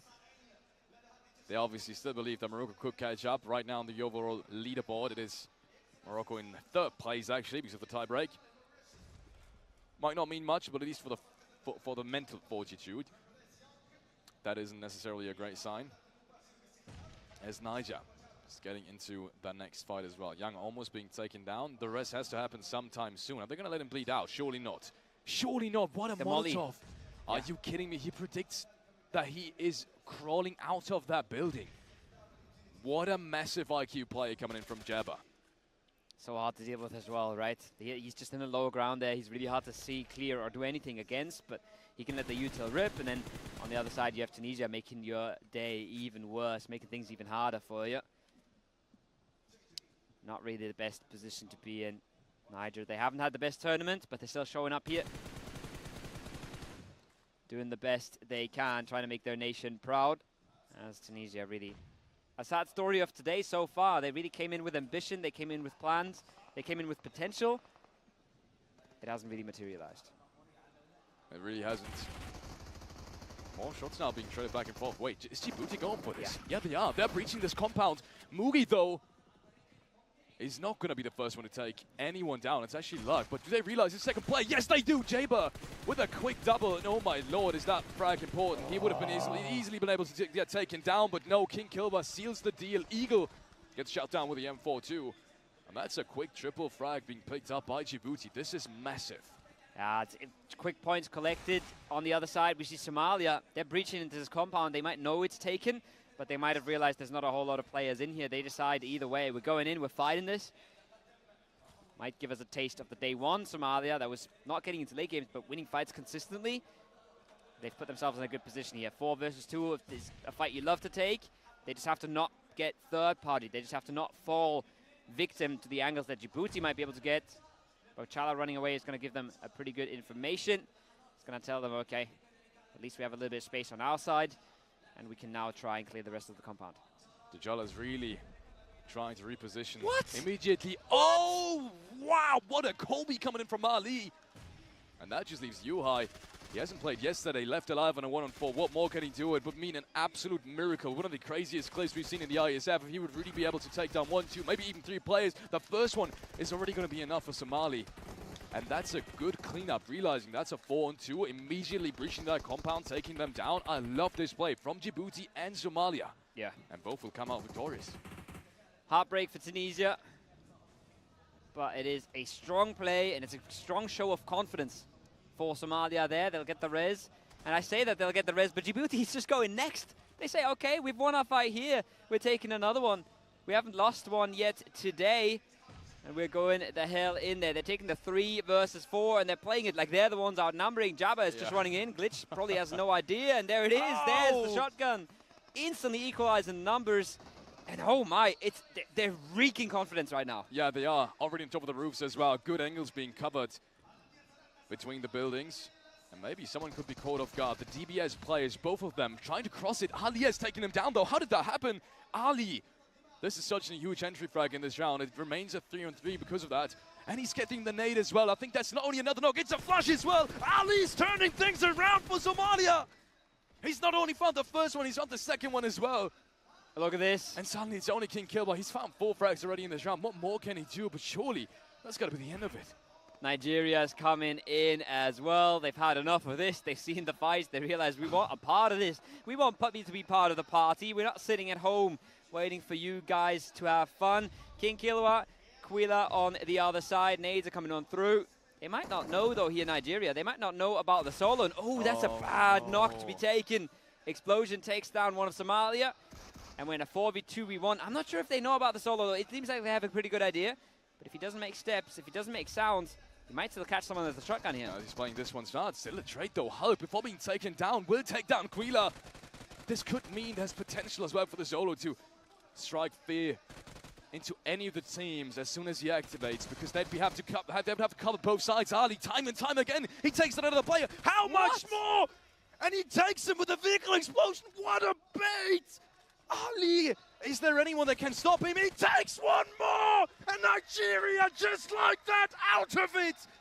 Second round of the day, and do not be fooled. He's found 5 frags, but all of them have been incredibly important for them to make it out of this one, even as a 2-man. Where has that man been? Where's that man been the last 2 days? Crazy game coming out of Ali. Crazy stuff from the Somalian squad. Now big nades coming out. Mauritius. What? That's a double, nice and easy. 1-2, thank you. And they blow up Madagascar, the closest competition below them on the scoreboard. They rack up the kills. Yes, they've lost a member. But who hasn't at this point? Nate? Who hasn't? Frags collected, job done, but I'm not sure where they're going here, Felix. Where's Mauritius going with this? It looks quite crowded on the edges. Then again, it's only 8 teams on phase 4. Like, realistically, it only looks that crowded because we're zoomed out that much. As soon as you actually look into these positions, there should be plenty of places that can be played. I'm talking the South Picado, South Pachinki Hill, obviously. I'm talking also breaching Egypt. They're only a 3-man. Yes, Mauritius as well, but the way they're split, any of these positions could be forward up against, and I think there'll be limited sidelines to trade out each other on the Egyptian side. So I'm interested to see now what Mauritius is going to do, as you said. Maybe even take a far wrap around. That's honestly what I do in this situation. You know, your edge is kind of crowded and stacked. So many teams have been fighting all around it. As soon as I see Egypt, not only in the compound, but the hill as well, Morocco in the compound as well, which should all be positions that could be scouted from the deep west side. I'm rotating the hell around, right? I'm searching maybe for an East Pachinki entry and then scouting the hillside south of it, the dips, the little, even the open field crannies or the warehouse towards the north of the hill. So many positions that can be taken because you realize it's 25 players live. There's only so many teams, and if you see 4 or 5 immediately on your edge, like you're rotating around, surely. Yeah. Your edge is stacked, you leave. When there's this few people alive, this few players remaining, 25 players on 8 teams in the lobby right now. And there's Mauritius trying to do just that. They've wrapped all the way around. Now they're turning back. They don't exactly know where they're ending up here because they're taking fire from multiple angles. Faker trying to make it through the field. South Africa is unleashing with the M4s right now. The Pachinki Hill is taken as well. They've really got to find a home here, Mauritius. Maybe hit one more reset, one more heal. But then they have to find their slot on in. And yes, I agree. You don't want to be going head on into a team, but when you don't find that opening, it's all you really have left. Again, is looking for it. His impact in that fight is going to be massively important now. First smoke comes on through. There's no contact just yet, but look at Krona. He's already driving around as well. They're looking for this first initial contact. But they're going to rotate off. Morocco realizes this is not only Egypt, but they're also in great position. So no one's been found just yet. But the smokes and the setups are there. Both teams are preparing for this fight. When is it going to happen? I think it's a question of time with this next phase. Ships down south. Morocco needs to move, so they're getting back into the vehicles. And now, surely, that's going to be the engagement. But no, back at the compound, still waiting for any kind of position to catch someone from Egypt off guard. They're teasing us, they're teasing Egypt. They're trying to find an opening. And they're trying to find a player that over-peaks once they're scouting with the cars here, but it goes the other way. Again, is quicker with it. He's ready for it, and he takes one down. That's not only going to be a knock, that's going to buy them a whole lot of time here as well. Morocco, they now have to react with the blue on their back. No way. And they've just taken the first casualty. Lazy, still very, very resible. But look at this. Arthur, he has a perfect angle on Senkai as well. The nade could do the trick here. This could be absolute disaster for Morocco. And he lands it. Of course he does. Of course he does. He hits the ground. That's 2 players down immediately from Morocco. And now just 2 players left standing. It is Marshall, though. He's never one to be underestimated, but again, is already opening up that angle. They really want to clear this edge ASAP. They don't want to give them any chance to get these revives, because at that point, it would mean an equalized scenario once more. Kerryman has got a pretty good angle. Nate doesn't touch him just yet, but again takes down Marshall. 1 player left standing. And the dreams for Morocco to potentially overtake Mauritius in this one. They're done and dusted just like that. And Egypt has ruined their dreams. We were talking about that as well. Egypt has got the opportunity to kind of decide that fight for third place. But in this one, it's not even been a matter of focusing anyone. They needed to keep that edge clean no matter what. They find themselves time and time again. They meet in the power positions, and Egypt once again comes out on top. Last game wasn't meant to be in that 4v3. This time they do it cleanly, and Mauritius has found their entry as well. We talked about it, right? They had to find an opening, they had to find a slot, and they slot in where Djibouti was holding up with, I think it was just 1 member left. Big stuff from Mauritius. Now, I'm a little bit getting concerned about this. Yes, they've made it in, Felix. Yes, they're not even super edge, but they don't control space here at all. They're hiding out, they're sitting out, and Egypt on top of them is going to do just that. They're going to take ground, they're going to take information, and they're going to make this very hard for that Mauritian squad. If they don't find a nice and easy opening, this is going to be a hard fight. A couple of claps in the venue, because that was a really far distance shot, as he's been able to take down a player towards that eastern hillside, that eastern top of the hill. And look at this, Egypt now slowly creeping up again. Could be disastrous for Mauritius. They have to realize that he's now going to throw some nades. Maybe that's their opportunity. 1 nade comes back. This is a good one, but it rolls back down the hill. And again, he hits Lucifer, the furthest player, just behind the shack. How did that happen?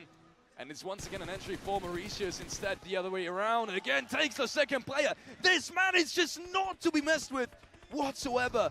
He's finding every single one, and now it's just Logic back standing. He's one with the DBS. Maybe he can switch back to the M4 again. Makes his way down the hillside, and he's 1 more frag being secured. He found his way into the shack, but surely that Molotov is going to seal the deal for Egypt. But it hits the outside wall, so no one's really going to touch him. Nate comes in. Easy frag for Krone. Has 2 more frags on the leaderboard now for Egypt. And they are running away with things. If anyone thought there was going to be a potential comeback happening on that top 1 spot, think again. Yeah. Because Egypt is it's just that far ahead. I think there's realistically no way. They're not giving this away. They're not letting it slip out of their hands. It's big for Mauritius regardless. I think they're once again catching up points. They're once again separating themselves from Morocco. And they even got the flush there at the end. Logic gets an important point, important frag towards Egypt. Just 1 more. They can use every single one of these elims. Every single one of these placement points that they're gaining on Morocco is worth money. South Africa, really good last game, really good Sanok to start the day. They're now holding on to that Pachinki Hill. They would want to stay clean in this, but they already can't anymore. They've already lost Momo in the process. And now they're going to have to contend with a Senegal that's been completely untouched coming out of the yellow houses. Rotates down towards the shack. Make sure that they've got at least some vehicle cover. They know that Momo is still in that compound. That's kind of what's destroying their kind of potential to control more of the edge. Also because they've only gotten 3 players, but mainly because Momo could exit the building at any time, so they kind of need to like set someone aside to only watch that angle. And that's difficult now, because surely you wanna kind of focus on your actual competition, which is Egypt essentially in the middle of the circle. Yes, they've lost Mohammed and Arthur, but still, like we've seen Egypt take dual wins as well, easily, on Eringa, legitimately first day. That was the first big upset we had in this entirety of this tournament. Yeah. And I'd not be surprised just a single bit. I'd not be surprised at all if it happens again. Not from the way they're playing. Look how much space they're taking. They're harassing everyone else. They're making it seem like, and they're keeping that illusion up, they're more than 2 players. Yeah. Surely they know as well. I mean, they've kept track with the kill feed, but it doesn't matter. If you keep that illusion up, no one's going to be daring to get close to you. Exactly, and that's how they keep winning these games. That's how they keep getting away with it. Again, especially has pulled off some crazy clutches. but they all have throughout these days. And I'm not surprised if they do it again. Senegal, they've been struggling to make things work, but still putting up good numbers overall. But there's Nasty Boy getting caught, and there's South Africa saying, hey, you can't be focusing away from us. Still have to worry about the threat on your east. And now 6God, Reverb, they're going to try and close. There's nades coming out by Reverb as well. We've seen this man do crazy things. This nade's a little short, but he has a second where that came from. And South Africa, I wouldn't be surprised if they sweep low here and try to make some space for themselves, because they don't really stuck out on a plateau, and you can see the aggression is coming out already. Mighty is up close, and it's going to need a Mighty action as well if he wants to get one more frag. He realizes the player up close, he's got a nade in his hand, he heard it. He's trying to take the 1v1, but he gets shut down. It was so very close, but Reverb in the end takes it. Reverb, one of the strongest fraggers on that South African lineup in this tournament. And they've got more shots right in front of them. They can potentially hit. 6God does just that. Next knock being secured. But they've now left that northern side open. And look, Momo, I think he's out of the compound already. Senegal are being torn apart. South Africa staying clean for now. But you wonder, when is Egypt going to take control here? Because they're getting all the space for themselves. They got double 3 gear as well. And they're not letting anybody slip on through. Malone, you can see he's dancing around the smokes. He's hoping to get in anywhere. But right now, it's not looking like they're going to let him do anything at all. With more util coming on down, more nades thrown towards the smokes.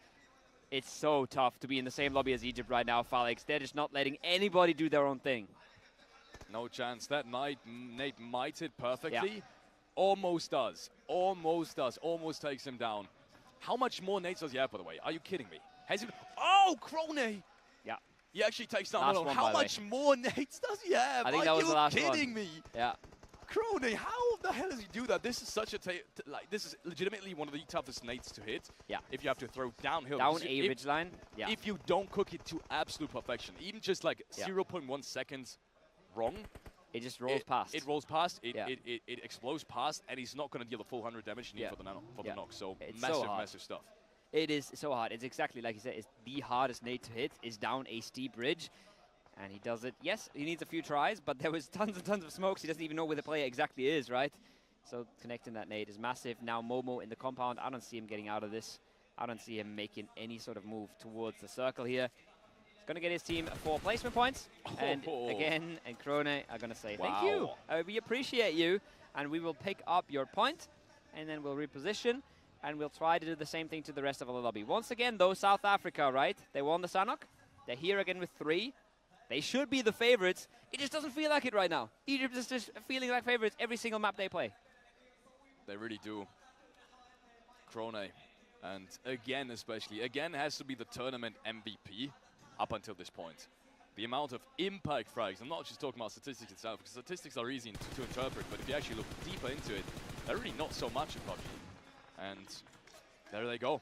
Obviously, it's again. It's 6 frags again in this round. Almost all of them have been team wipes, so they've gotten the last frags, all have been entries. None of them have really been unimportant frags or trades or anything like that. So massive stuff from Egypt. Crazy, absurd scenes and statistics from again especially. Now it's back to that 2v3. Ladies and gentlemen, we're getting into the later stages of this tournament. Every single point is now so massively important, and South Africa has got the opportunity to take 3rd place with this one. Not 3rd place, 4th place, excuse me, obviously with Morocco and Mauritius being that far ahead, but they've got the option to overtake Madagascar for the first time in this tournament. Let's see if they do. You'd give them all the favorites. You'd give them all the expectations to win this one, but it is Egypt on the other side, and look at that angle Krone has been able to grab for himself. Again, needs to find it though, close range, finds 1, finds 2! Of course he does! Why not? Take the 3rd as well. He's busy flushing for now, but he should refocus his efforts. If Krone doesn't steal it away, it's going to be another wipe. Look at the MK coming out. There's the AR to close things, and Egypt is never done. Ain't no way past this man. Ain't no way past this player. And it's been like that from the start of the tournament to probably the finish line by the looks of it. Again and again. Again and again. Again does it again. 3 essentially in this one. Yes, he's had some support. The players that he had up close, right next to the buggies, they were low HP, but let's not take anything away from the fact that you have to have nerves of steel in this one. The pressure, obviously, That's the thing. has already been relieved with that The amount of pressure points, is but off. still, He's just playing freely. But he Doesn't was matter doing to this me. on day 1. He was doing this on day 2. We've had Zuxi run away with it on day 2, but it was all again on day 1. Man, these guys are crazy, and these guys are surprising to a certain extent. We knew they were good. We knew they were favorites.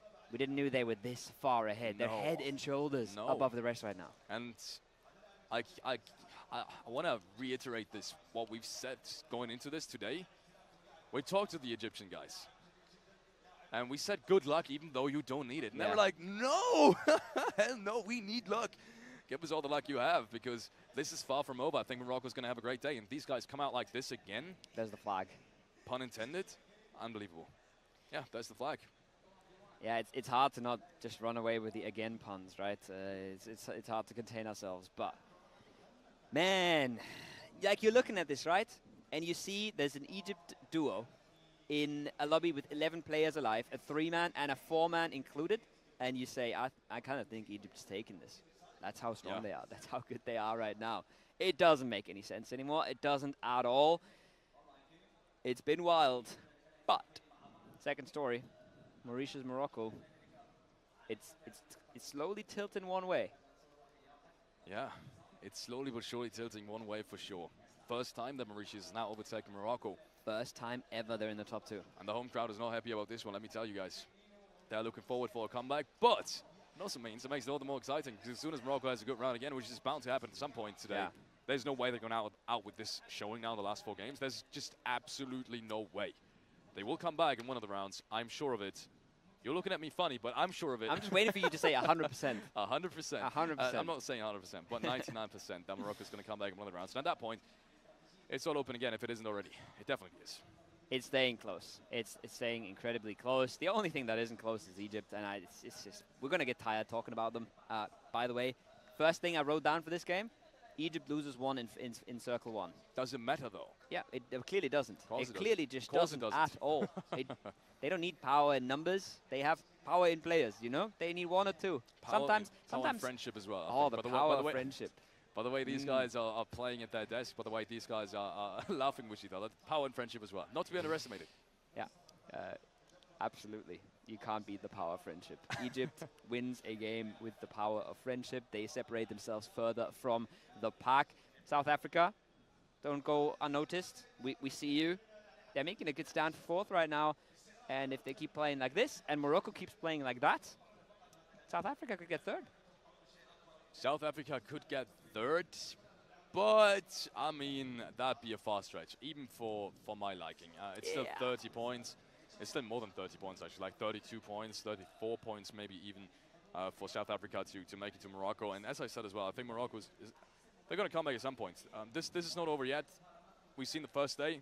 They're able to show that again just from a fighting point of view. And there's so many more teams now fighting early as well. They just need to not meet Egypt. The amount of times they've met Egypt and that Morocco-Egypt fight has happened is big part of the reason. I want to say the biggest part potentially even, because look how often Egypt has met Mauritius.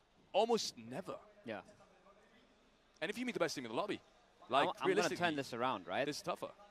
But the reason, to be a little bit hypocritical here, the reason that they're struggling is not because they're meeting Egypt. It's the reason that they're losing to Egypt every single time, right? They were on day 1. They seemed to be at eye level. They seemed to be competing versus each other.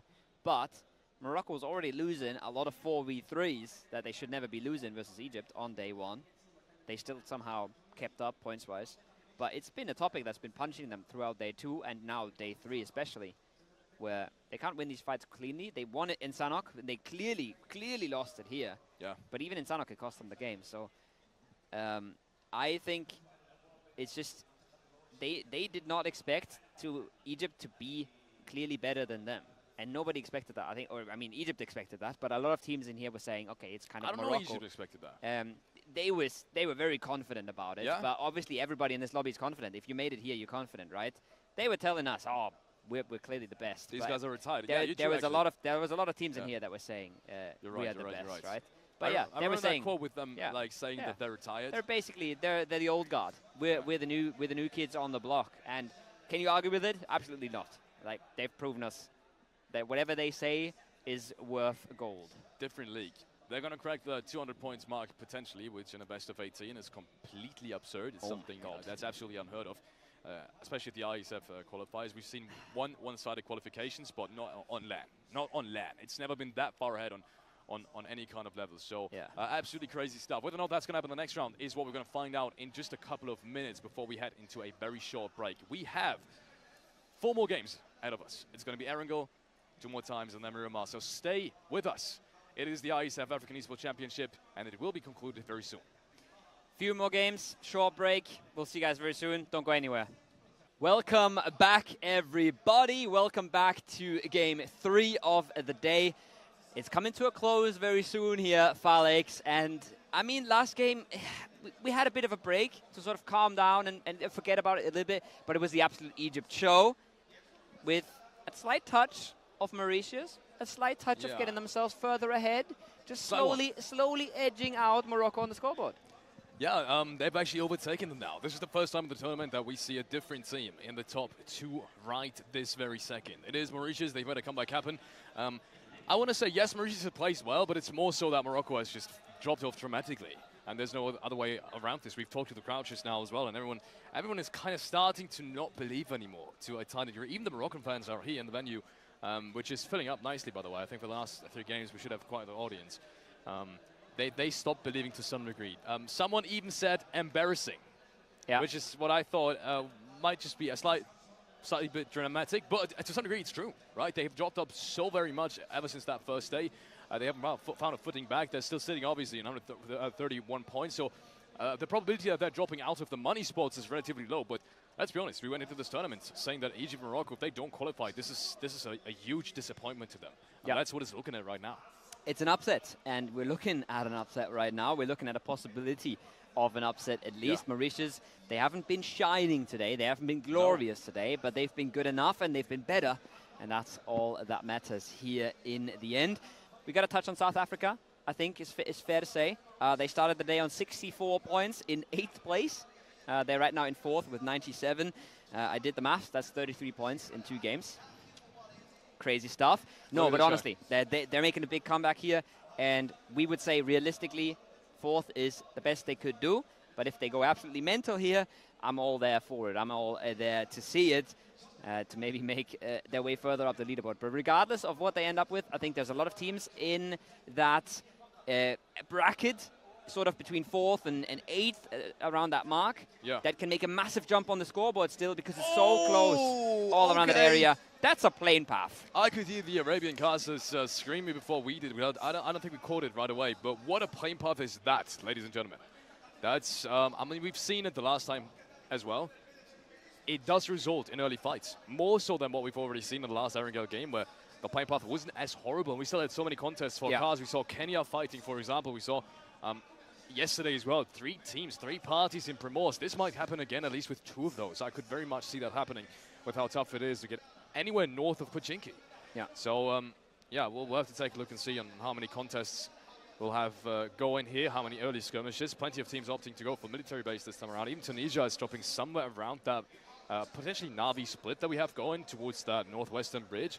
And I'm not so sure if that isn't too big of a gamble, because I think they're hoping for a military zone. We haven't really had one yet, and this would obviously favor it massively. But is it going to happen? We're going to find out very soon. It is not, but it is still relatively close to military island. It's an area we've seen a whole lot of zones in as well. It's known territory for these teams. We've had circles end south of Hospital. We've had circles end east of Gatka. And this is something the teams will be very familiar with. No Primor's cod drop again.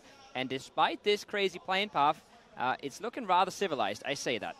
Contestant points, Novo, and look at Morocco. They are very, very close to some of these Mauritian members. This would be insane. If Mauritian is able to maybe get a run-over kill here, maybe pick up at least one of Morocco, that would be absolutely massive. But they're not going for guns. They are going for cars right now, so they're probably going to disengage this very, very fast here. I want to see Kenya fighting again, because it's so unlikely to get into late game and find a fair fight as a 3-man. So starting off really early, it's been their strategy as well to get to 48 points, which is nuts. Realistically, just nuts. And Ghana and Niger, not even close to that either. So looking how close that leaderboard still is, like a couple of points each game from Kenya in the early stages could secure them maybe even a top 10 finish. Have to take a look and see. I think Djibouti is still very much to be caught up to. The rest of the team is going to get a little bit tougher. The team that has just won the last round and done so in very convincing fashion, now back in a hot drop. It is Somalia on the other side. Falcon just outside of it. Love these guys. Good vibes all around. The Somalian players, so incredibly sympathetic. Same obviously rings true for South Africa, who I at least haven't really had the pleasure to talk to all that much, but Somalian guys always up for a couple of chats, always up to talk about these games as well. And that's a massive nade. What an angle coming out from 6 goal. Yeah. Falcon goes down immediately. There's no chance for retaliation. And to be honest, I wouldn't have expected that angle either. That had to be cooked to perfection. Yeah.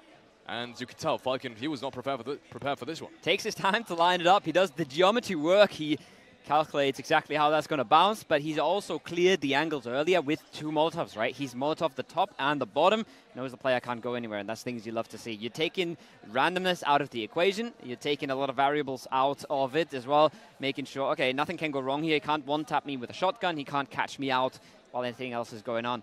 So clean stuff from South Africa. And once again, I'll be a believer. I'll jump on the SA train if they make us buy into it a little bit more. They're going to break the 100-point mark as well here in a second. Just solid performances from them coming out. Not consistently good, but very good when they do get things going. Very closely followed by Madagascar as well. So once again, there's parts of the scoreboard that are incredibly stacked, and then there's parts of the scoreboard that are incredibly separated, looking at first and second, for example. It's been the story of this tournament. These top teams running away from it. Now Egypt has made that big gap happen. If you've just tuned in, Egypt has won so many rounds. And if I say so many rounds, it's been more than half of it, which is something I've never said on a broadcast personally. Not even in scrims that I've casted. I've never seen a team, despite there obviously being the potential for more skill difference. Even then, I've never seen a team take up half of the games. Yeah. In first place. That's absolutely absurd. At a level like this on LAN as well, where, you know, everyone's getting used to new phones. They're not bringing their own ones after to create a fair environment. Everyone is playing on the same phones. Same setup, essentially. Same ping. To still take, even with such a level playing field, which is going to prepare them perfectly for Rio, by the way, as well, later this year, to win half of the rounds, that makes it even more incredible. Yeah. And Egypt... just to be applauded at this point. Yeah. 195. We've had someone ask us earlier which of these teams would actually perform at the World Esports Championship if they do qualify. And you can bring up doubts about Morocco. You can bring up doubts about Mauritius. You can't doubt Egypt right now. Yeah. There is no way they could be more dominant. There is no way they could be better in this lobby realistically. So no matter how you value this lobby, no matter how hard you think it is to qualify from here, they've done the best they could, and they've basically played a perfect tournament. Yes, not every single game, but when you look at how PUBG works and you look at how much goes into playing good games, they've been absolutely fantastic. I can give you a bit of an idea. I'm writing down notes for every single game, and my notes last game are essentially Egypt claps Morocco, Egypt claps Mauritius, and Egypt claps the rest of the lobby. That was pretty much that last game summarized, and they had no trouble doing so, even with losing a player in phase 1. I like your notes. Yeah, Kobo. very high tier analysis. They're straight up to the point. High tier analysis indeed. Yeah. But has there really been more to analyze these types of rounds, especially 14 teams, and the way that so many teams have fought early? They're not to be analyzed deeper than that, really. Rotations didn't really play a meta in that round. And realistically, none of the rotations was in any way able to keep up with the frag and power Egypt had. No. As soon as they were on the hill, even before that, when they had the 1-1 split on the hillside, I was worried for a tiny second because Morocco could have and should have taken the hill when they realized Egypt had that split. And I think they only saw 2 players. I don't think they connected the dots, though, to realize that is Egypt. If they would have known, doesn't matter if there's 2 players, there are only 3 anyways. Yeah. Otherwise, you could probably anticipate that the other 2 players will play on the other side of the hill, even if you don't know that player is down south towards that 1-story building. Yeah. But if they know it's 3 players anyways, even if that 3rd player is up on the hillside, you'll still take these fights. You take it earlier. I just realized that is at least the 3rd time we've seen Egypt win a 3-4 versus Morocco. Right? It's been the story of this tournament. It's why really just been the story. And look, it's been the downfall of Morocco. If it happens again, exactly. That's the point I was just trying to make. Morocco, we've briefly touched on this last game as well. If Morocco, now for the next 4 games, and this is my theory, does not fight against Egypt anymore on these edges and doesn't run into them and Egypt doesn't focus them, they're going to qualify. They've been more convincing to me than Mauritius. Yes, Mauritius had the more consistent games, but look, as I said before, how many times has Mauritius really found Egypt? And Egypt is killing the entire lobby time and time again. So if Mauritius now is the team that suddenly meets Egypt on edges more often, they're going to be the ones that are to be taken out, I think. And yes, they've won some fights as well, but with the confidence that we've seen Egypt play, there's no way they're going out of this one cleanly. Most likely not. Confidence is a hard boost to morality, to skill as well, to pretty much everything in the game when a game is so mental like PUBG is. Phase 2 comes on in. Players will have to get a move on. Not these teams though. You see Madagascar, Egypt close together. They're scouting this out with cars. A few shots exchanged, a bit of damage done, but nothing lasting. Nothing apart from temporary damages. And both of these teams will continue looking for better spots. Mohamed, he's chilling at the PEL road. Okay, love to see that. It's not the WEC road, but I think they've cruised down that road already. As we have again. That's smooth, Kovo. Even for you, that's smooth. That's how you get paid the big bucks. You know, that's how that goes. Man, they should get paid the big bucks, and probably is again. He's got MVP in his name, and for good reason. He's been absolutely crazy today and overall in this tournament. Again, and again. Oh boy. We keep on saying that sentence, and it's... Time and time again. And time again it comes through. I was about to say that as well. Yeah, every pun intended, by the way. Every single pun intended. He's been destroying this lobby. He's the MVP, the tournament MVP. I don't think much is going to change about that. We're going to have to wait and see until the end of the tournament what the statistics really have to say about that one, because I haven't personally taken a look at it. It's just a feeling that he... if he doesn't have the most amount of frags in that lineup, he's at least got the most amount of impact frags in terms of entries, in terms of finishing off fights. And solo performances as well, right? He's closed out games, but look at this. 2 games already. Look at this. This is getting a little dicey here. Tunisia, they're in close contention, and I don't think they know. They will know now with the car moving on. But they are in a bit of trouble here. They have to be very careful because they are locking horns with Egypt. I say that on the other side. Mali's come in. Egypt now has a big decision to make. How do they approach this? It's a really tough one. They are once again trying to test the waters here on how far they can really stretch. And now Mohamed has entered the building. They have to be careful looking third party. First couple of shots are coming out. Mohamed is trying to look for an entry, but nothing happening so far. There's Hassan rotating in right behind him. He's being chased by Arthur. What is happening? That's a police chase if I've ever seen one. DBS in hand. One more shot connects. But it's not enough to take him down. And Mohamed inside the Molotov. He might just get taken down as well. This is not a clean fight so far from Egypt, but no one's been taken down. And there comes the third party. Tunisia pulls up on the hillside right behind them. But the point still stands. No one's found an entry. No one's found an entry. Arthur barely escapes, getting knocked down there as well. Makes it inside the building. Now Mohamed caught from the top, knocked and flushed. Tunisia has said hello. Here Arthur, though, shotgun around the corner. Finds a second. Can he find the third? What? Oh! Arthur! No way! He gets traded in the end, but what is that? 3 shots, 3 frags. Arthur is indeed one with the strength to pull things around, but so many knocks have been taken. Kronai now pushes around the corner. He sees so many players on that. It's a staircase. And I was about to say, 3 of them are knocked. He finishes 1. That means 2 knocked down, 1 player left alive. He's pushing straight down. He's got nade in hand. He still wins it. Kronai! That lineup is not to be messed with. Even if there's half a second delay in him pulling out the weapon, he still wins it. Of course they do. And we were thinking about whether or not they were going to cross that 200-point line in this game. I am sure of it now. And look at this, right? Look at this, Tunisia. They're here third partying. They're here killing one of Egypt. They see the fight going on. And they realize it's just one of Egypt left. We're leaving. We're not killing the solo. We're not taking that 4v1. We're getting the hell out of there. That's how much respect they're paying this player right now. And that's been paying dividends for Egypt, right? They've had this time and time again where they're playing as 2, but the lobby respects them as if they were 4. This is another one of these situations. Any other team, Tunisia would have probably just went and cleared that. Probably would have. Morocco now with the first test, the first challenge. on how important it is. How important it is. Maiden hand for Paramol. Marshall pops from back. Ooh, Paramol smelled that. He might have even seen that nade coming as he barely dodges towards the front side of the building again. He's still down to half HP though. It's going to delay things. Rage is still very far back. And I think because of this initial kind of back and forth, no one's really going to make a move too far, especially with Djibouti now being spotted in the distance. Good bunch of shots put out by Senkai. DP, maybe not the favorite gun, but still solid in putting rounds down range. You see on the minimap though, Mauritius is coming on in. Nigeria is taking the fight in the compound, but Mauritius is filling in the back sides of this. They're in the swamp area. They have to be a little bit careful. One player close to them.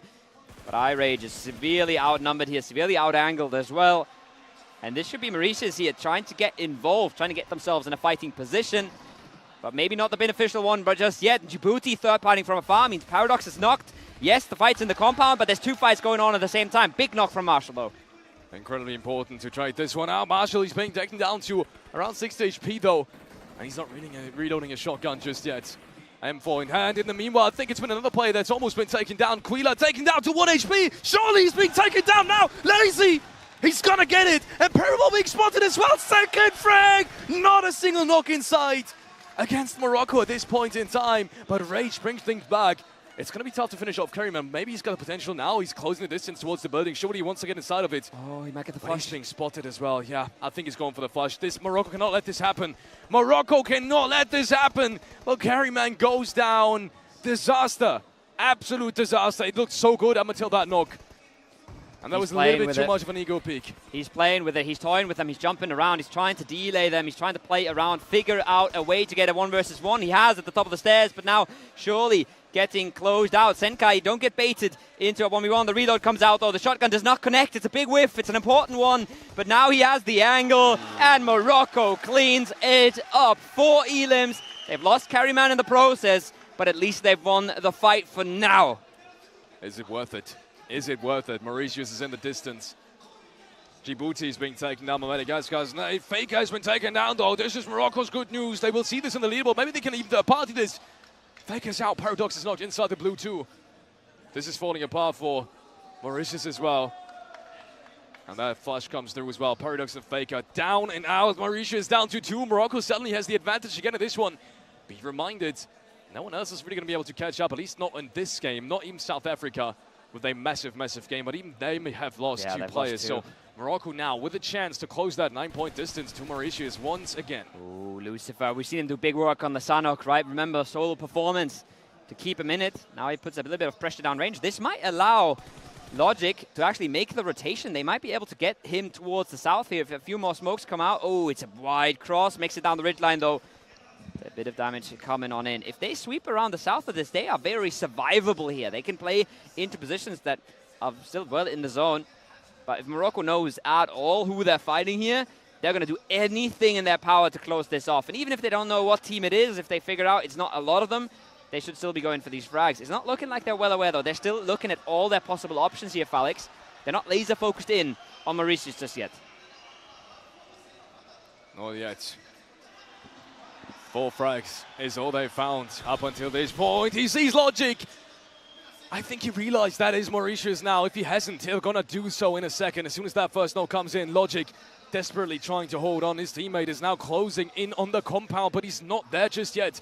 And you can see with Marshall and Senkai and also Lazy kind of having an angle on this. I think they might expect that second player from Mauritius, even if he is that far outside the compound. Logic pulled back into the vehicle. He hasn't healed, so that might give us an idea on how his inventory is structured.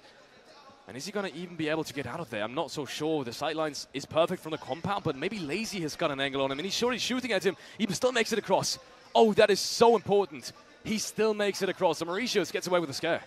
And I'll say it again. I think they can sweep towards that quarry side here and probably find something playable. Yes, there's a swamp in front of them. There's not a ton of space. They have other teams to worry about, but they've dodged the bullet. They've dodged the Moroccan bullet that was pretty much waiting for them. And they might keep them in this for just enough. Madagascar is on the other side of things. Madagascar is 4 men up. Madagascar is confident. And we've seen these guys win even fair 4v4 fights. versus this Moroccan squad. So they are not to be messed with. And there it is. Mauritius makes their way on the bottom side of Quarry. We'll have to wait and see if they are survivable there. But for now, they've escaped Morocco. And Morocco is not quite sure where to take this. They're taking their time with it. It's a run over on South Africa.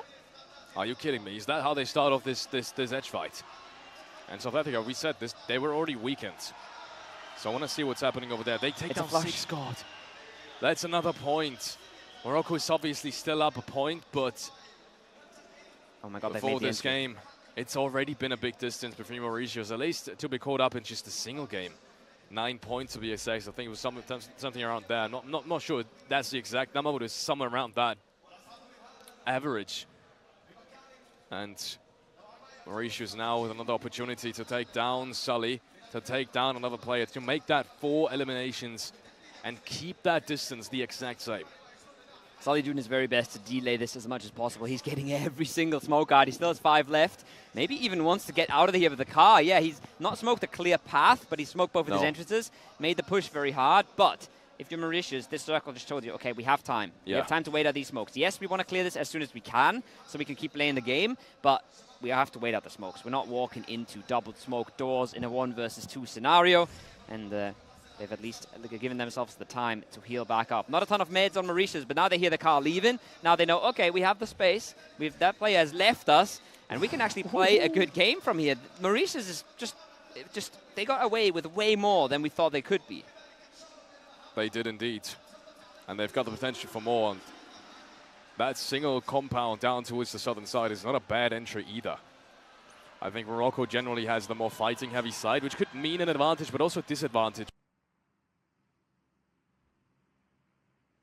Ali now picks up another one. He's been the man of the hour for Somali in the last game. And he's probably going to try to do it again. That's some shots coming out from Lucifer, but he has to be careful. Shots are being traded back and forth. He's pegging down to very low HP as well. Could have been tough for Mauritius if he goes down. But have just kept one player left alive now. Skur finally chimes in to the entire action on that southern side. The RGL from Tunisia takes down Glitch, but there's still 2 players left alive. And the smokes are perfect. I think Somalia is going to be able to get the rest here. Depending on the util that comes on in, it's a good bounce, but it's not enough. The second one looks better, though. That almost looks perfect. I think he's just behind cover. There's more coming in, though. It's another good nade. Well, now Scrub, he's getting close, but close is no cigar, and he's the one actually getting knocked. Double knock coming into Tunisia. Their games are just falling by the wayside today. They haven't been able to get anything going after such a promising day, too. Falling short here again.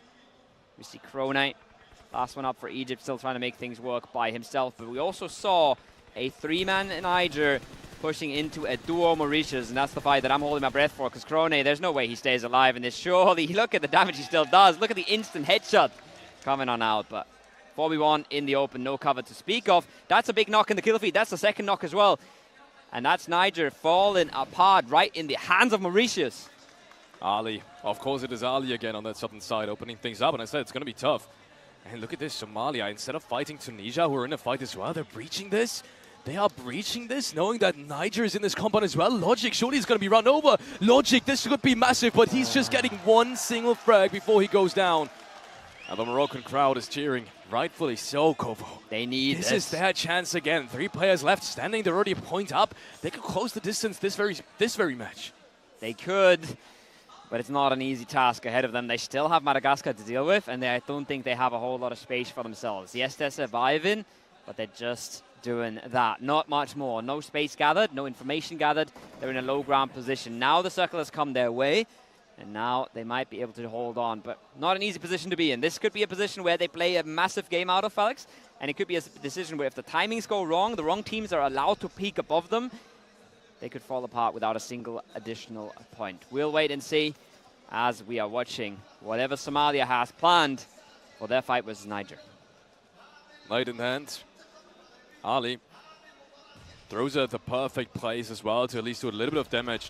I'll take it back. Not the best place, but at least he doesn't know Mugi's out there. A couple of damage points being He's dealt. laid in the corner of the building. He doesn't know there's somebody at the truck.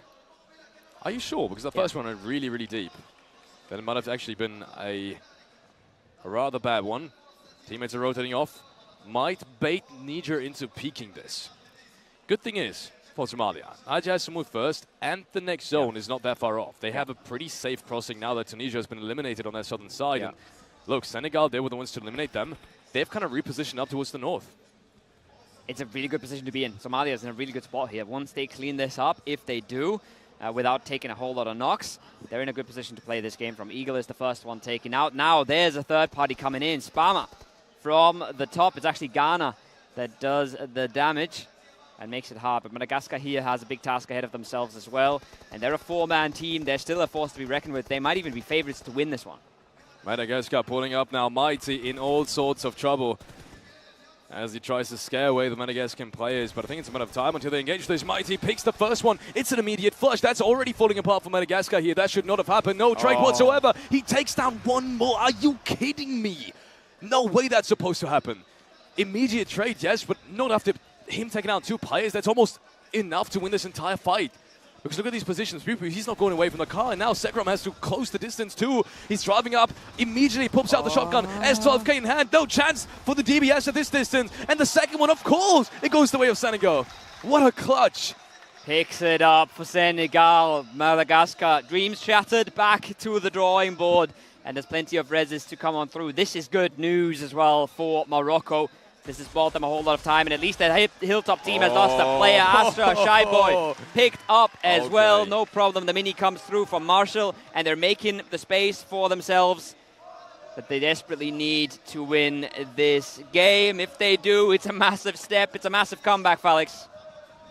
It might just be. It might just be exactly that. 5 frags for Morocco, 5 eliminations. It's going to get so close. It's going to get so close after this one. That's not including the placement points. They might have already caught up with just 3 teams alive. And let's be honest, Ghana is going to go up before them. I don't see a way in which Spammer is not being spotted out before. They must have an idea on where he's playing from. They must, but they can't do a whole lot about it. I don't think they don't want to get up that hill. If they do it in vehicles, and they should hopefully do it together. Right now I'm a little bit scared for Lazy, but he's trying to do his best to scout this out properly, without getting tagged from range, without dying to a close range solo. But a few crazy shots from Sama could do the trick. Now, it's worked. It's the classic vehicle scout. It's given him the information. He's looking for the finish, but look at all the damage coming in, and that's exactly what I was talking about. It's the third parties that he has to worry about. And it's actually being stolen away by Senegal. They get the knock, but they also take down the solo, and just like that, we're down to a 2 versus 4 for the win here. Senegal, they're trying to do their very best to pick this up, but is that going to be possible? And Malone is making it possible. This is suddenly winnable for Morocco. Yes, it is. Senkai is going to get the flush indeed. 6 eliminations for Morocco. They could come back in a single round and turn the overall leaderboard upside down once more. They've done so in the past. And you can hear the Moroccan crowd now going absolutely wild. They're cheering on them. It's just 3 players left, standing in between them and taking the second place convincingly once more after Mauritius. Again and again and again, they just cannot seem to finish off these rounds. They cannot make use of the advantages that they've been given based off of zone and position. This has been a really fightable zone for them. They just got caught on rotation. And with too many teams all around them, have lost the aim fights on top of that. So Mauritius going out that early, 6 frags for Morocco, second place. It's already enough for Morocco to overtake them. But what more can they do? Every single point now is massive on the overall leaderboard in terms of qualifying, going to Riyadh. Be reminded, $25,000 here and 130 when we go towards the World Esports Championship later this year. What's happening right now is the biggest problem they have. It's getting Marshall into a zone. Senka already has a good position. He's in there for a while longer. He can try and put damage down range.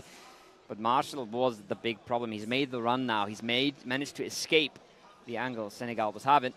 And now, all of a sudden, this is looking mighty winnable. This is looking mighty possible. If the circle does center up, this is going to be a pretty fair fight at some point. It's just more pieces of cover towards the top. But once you have to over-peak from the high ground, it's not as beneficial anymore. This is big, though. This is a big angle grab. And if Mighty doesn't fluff this, if Mighty doesn't get caught off guard without help from his teammate, this is all but over. And look at this. That's Marshall caught in the open. Senkai has it all to do, but they've got multiple angles on him. They've got the util as well. This is almost impossible for him. Now he comes on through. You're saying almost impossible, but he's done impossible things before. Qualifying to PMGC, Zenkai might just be spotted out any second. Mighty's already cooking up the nade. Surely that's impossible now. I'll retract that statement. Seems like it, surely.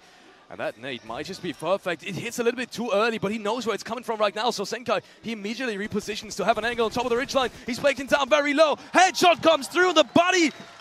Shot to follow it off. Senegal takes down Morocco in the end, but not without a fight in Morocco. That's fine enough in my books. That's fine enough in my books. Second place, 6-7 frags. I think it's been in the end. 6 actually. Yeah. Now that I remember back at what their leaderboards told me, that's a good round to bring things back. That's massive. And honestly, that's confidence-wise. Just confidence-wise. When was the last time they've gotten second place? Yeah, that's what they needed. That's what they needed, especially point-wise. On the board, it's going to look mighty fine. And we saw it there, Senegal celebrating the win. And rightfully so. They had to fight for it. They had to battle for it on the hillside. And they got away with the best position possible.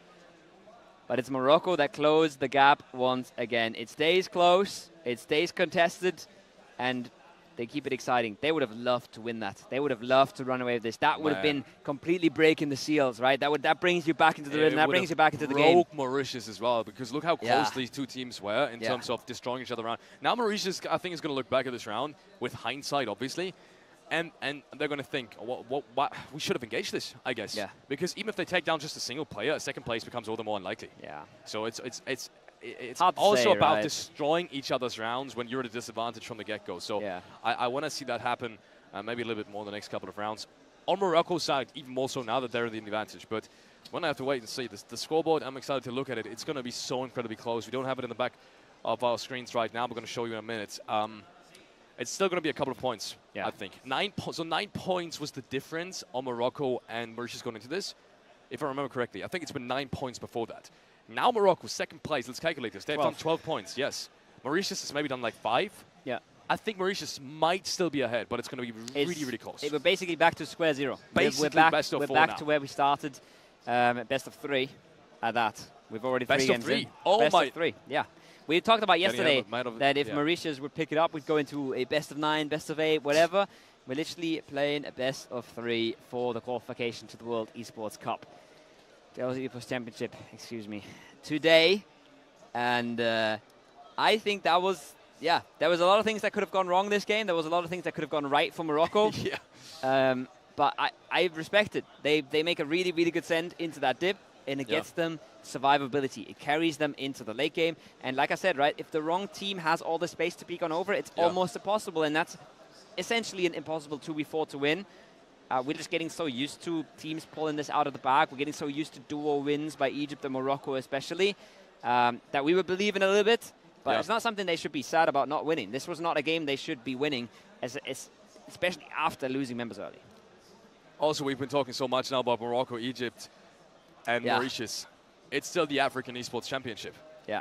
It's not just about these top teams going to Riyadh. It's about representing your nation to the best of your abilities. And Senegal has just done that as well. But I think the first chicken dinner as well, we're going to have to take a look at their scoreboard. I don't remember them winning a game just yet. They've come close 2 or 3 times. But 23 points, this is a new dimension for them as well. They've been hovering around that middle pack. They haven't been able to close out the game. This has been a very well-timed and well-played one at that as well. They're going to look back at this and be really proud. Any Senegalese fan out there is going to be proud of that roster especially. Look how they fought themselves to the eastern side. This is a zone that literally is all down to timing and fighting itself. There's no rotation, no macro, no strategy essentially. It's all down to micro decisions. And Senegal, for starting off with Madagascar, even before that actually, starting off with Tunisia and how they handled that 3-way fight. I think Nigeria or maybe Mali was somewhere around that edge as well, one of these teams. And they still managed to come out on top on every single one. Yeah. And as soon as they saw Somalia rotating to the way out, that in my opinion is the decision that showed me that Senegal is also such a great and experienced team, someone that I underestimated as well.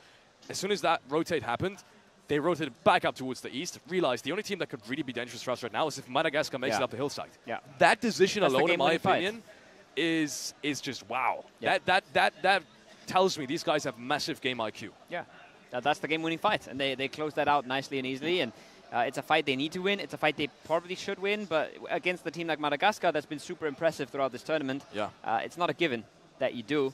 And nets them the benefits of the win. Somalia, we have to say, right? We love to see this. Now it feels like the pressure is off a little bit. They've accepted that they're not playing for first or second, and they are playing better than ever before, getting frags consistently. We've seen Ali pop off like crazy, and they do it here again, but in the end, hard to get out of that position, hard to get out of the quarry area. Very tough. But they clean up multiple teams there, and they end the dreams of Mauritius as well. Remember, Mauritius 2-man in those warehouses. They could have gotten themselves 4, 5, 6 more points, maybe. Somalia gets mighty aggressive there and just cleans them up. Good stuff from Somalia. Good stuff from Senegal as well. It's been plenty of teams now in the middle of the pack that have finally come alive. As you said as well, the pressure's kind of come off. I'm just hoping, the only thing I'm hoping for this one, I think so many countries have shown us great PUBG Mobile. I want to see Niger and Kenya have a little bit more time to shine now. Yeah. Niger especially, first female athlete here, super enthusiastic PUBG Mobile Esports nation as well. These guys love the game. It's amazing to see their passion, and such generous players too. Like, just the humility on these guys, the enthusiasm to play here, to kind of take in this experience of being part of the African Esports Championship. I got to give these guys, they're very sympathetic as well to kind of be talking to. We had so much fun interviewing them. So much fun interviewing them. So I want to see a little bit more love in terms of points as well for Niger. It's been a tough road so far in these finals. It's the same thing every time, right? You're always sad for the teams that end towards the bottom of the scoreboard, but there always has to be someone there. That's the way scoreboards work. You can't just have teams winning. Not everybody is going to be winning teams all the time. But yeah, like you said, it's a big experience for a lot of these teams. It's a big experience for the region. It's a big experience for Casablanca and Morocco as well, hosting this event. If you're not here in person, you don't really have the full impression of what's going on behind this stage. We also have the CS going on. The crowd was going wild earlier. Yeah. I don't know who won. Must have been a close game, though. It must have been an exciting game because there was a lot of things going on in the background trying to distract us from the PUBG Mobile that was going on. Yeah. It's been a blast. It's been a blast, and it will continue to be a blast here today because we're getting close and we're staying close, and it's up and down, but it's not decided just yet. Iesf is making things happen all around the world. First historic African international tournament, African Esports Championship, and on top of that, you also get 2 places for the top 2 teams to go to Rio later this year to compete against everyone in the entire world. America's qualifier, Europe qualifier, Asia and Oceania qualifier. All of these teams are going to come together, and it's going to make for one hell of a tournament. Should make for one hell of a tournament. We'll bring you more games in just a few minutes, so don't go anywhere. More PUBG Mobile following. Salam alaikum and welcome back, everybody, after that short break. Half of the day is done. Half the games are in the bag, but we still have 3 more rounds coming at you. We have 1 Erangel left in the tank, and then we're heading to beautiful Miramar to close out the day. Felix, it's getting close, it's getting tight, it's getting spicy. What do you think? What am I supposed to think? I'm not so sure anymore. Going into day 2, we said there was not going to be a team. No way there was going to be a team catching up to Morocco. And now they're trading places. Yeah. Mauricio is the team that has done it, the country that has come here and surprised us all, at least on my side. Because we talked to the players, we said that before. A lot of LAN experience on that roster. We didn't know, obviously, between the ping differences. They prefer the LAN environment in the region, and that makes a whole lot of sense with how they are performing in this tournament up until this point. The African Esports Championship will be decided with just 3 more matches after we've seen 15 already. It's going to be exciting. I'm just going to put you on the spot. Prediction-wise, 3 more matches to go. I think it's fair to say that you've got somewhat of an idea on who's going to take top 2. You're making this hard for me because this is the round where we heard in the stadium as well. I can't not say Morocco now, can I? I have to say Morocco is making it. We don't know for sure just yet. They look more convincing, but the numbers don't lie, right? There's a reason Mauritius is still up there. They don't look as flashy, they don't look as fancy, they don't look as exciting, but they've kept up. It's so close. I don't even want to make predictions. I'm feeling like Morocco is going to do it, but it's in everybody's hands. It is in everybody's hands indeed. Last round, it was Morocco once again, putting up big numbers. We haven't yet looked at the overall standings, but I think nothing has changed, at least in terms of positions. I think 9 points has been the difference before that game. With that last one, though, Morocco taking 2nd place, it might be down to just a couple. So at this point, it's almost entirely open for absolutely everybody. The rest of the lobby, though, with top 3 taking the majority of the prize pool, is going to have to think of something. Because at this point, if you don't win 2 out of 3 rounds, for any of the run-ups even, it's going to get almost impossible. We are going into Erangel. We are going into a plane, and it's a little bit better than the last one. It's not as crazy far south. It's still not entirely throughout the middle, but it's going to leave some teams with a bit more peace regarding loot spots. And it's going to maybe mean that we don't see for the third time in a row people dying in that quarry area. We saw Kenya defending that with all they had multiple rounds in a row. This time it's a tiny bit less crowded, but I still see plenty of parachutes going towards the southwestern side of the map here, as a lot of our teams have decided to go for their normal loot spots, and they're starting it off peacefully. I'm excited to see some of these rotations now in Phase 1 and Phase 2. I want to see if Morocco thinks of something creative once more. We've seen that happen, especially on Sanhok. I think that's where they've been the most creative in the first 2 phases. Obviously, there's way less rotation pathings that you could potentially actually rotate on through, so that makes it easier for Morocco, at least up until Phase 2 on Sanhok. And that's going to be a little bit more difficult on Erangel. Yeah, that's going to be tricky with a team close by as well in Kenya here, but I want to draw your attention to that northwestern side of the map. We've seen Mauritius there going towards the South Georgian Pole area. They told us we're not shying away from hot drops. It's the other teams running away, and this time Nigeria has chosen not to run away. And it's looking like that might be a bit of an early struggle. Remember, this was the first time we really seen Mauritius pick it up, was when they had a banger game on Sanhok, and they win the crates hot drop right after on day 1. So that's where we saw them excel for the first time, and they're going to have to do it here again. 4 points to start the round would be massive for them, especially mentality-wise to get them in the swing, but it always costs you a lot of time. It can cost you a lot of resources. Hot drops aren't easy. Definitely not. Not in this lobby. With even the 3 men of Kenya, time and time again showing us that even a hot drop scenario, you do not want to mess with them. These guys, not to be underestimated. In Overlooked region, that's the first thing they told me. The very first instance on my first experience with them, the first time I met them. Is there anything you wanted to tell us? And they just said, it's an Overlooked region. Kenya, no one knows about any Kenyan teams, essentially, at least not internationally. And they said that that's a mistake. Yeah. That's a mistake on everyone's part. Now, obviously, they came here with just 3 players, one unfortunately having travel issues, which is crazy to think about in the grand scheme of things, that only 1 player essentially didn't make it to this tournament with these massive amounts of athletes coming here to Casablanca. It was bound to happen to someone. That it only happened to a single player is kind of an accomplishment on Iesf's part itself. But yeah, unfortunately, that doesn't make it any easier for Kenya, right? 3 players now to start things off. Once again, be reminded, that's crazy. The disadvantage you have going into these rounds as a 3-man is absolutely absurd. Like, you cannot imagine. I think you can easily double the points to get an estimate on how they would have played with a 4-man. Wouldn't be unreasonable to do so. No hot drop really to speak of for Mauritius. They have decided to take the crates area, and they've left Nigeria around the southern George Pole parts. They might still try to go for a fight here later on. They might still try to cut off some of these rotation paths, and there it is. Paradox has found an angle. We don't know which one. We don't know where from, but it is the hospital player that picks up a massive spray down from range, and that opens things up. And now that's going to send a signal. Yes, sure, they can get that res, but this should be the go sign for the rest of the Mauritian squad to go for something around this. He almost gets a second there. That's like 300 meters. Are you completely insane? Paradox. He's got to be focused out of his mind right now. He knows how important every single frag is.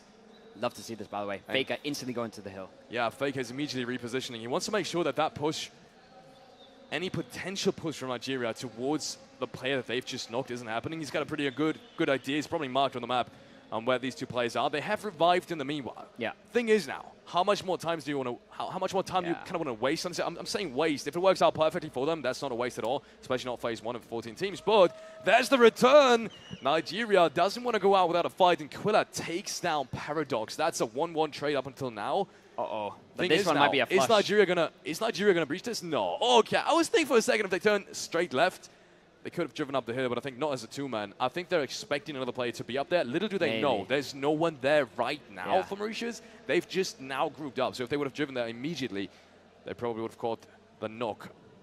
This is going to tell us a little bit about what these teams want to do in this game. It is not a disengage. It's a pull-up. Nigeria is in there, and they would find themselves in a 3 versus 1 if they do contest it right now. A player has landed on the hillside as well for Mauritius, but not close enough for contention. The res might barely go off, but they're instantly in the fight here. This is heating up in just a matter of seconds. Logic has to do it all. He finds one. He finds the second. Logic! And Logic again keeps Mauritius in it.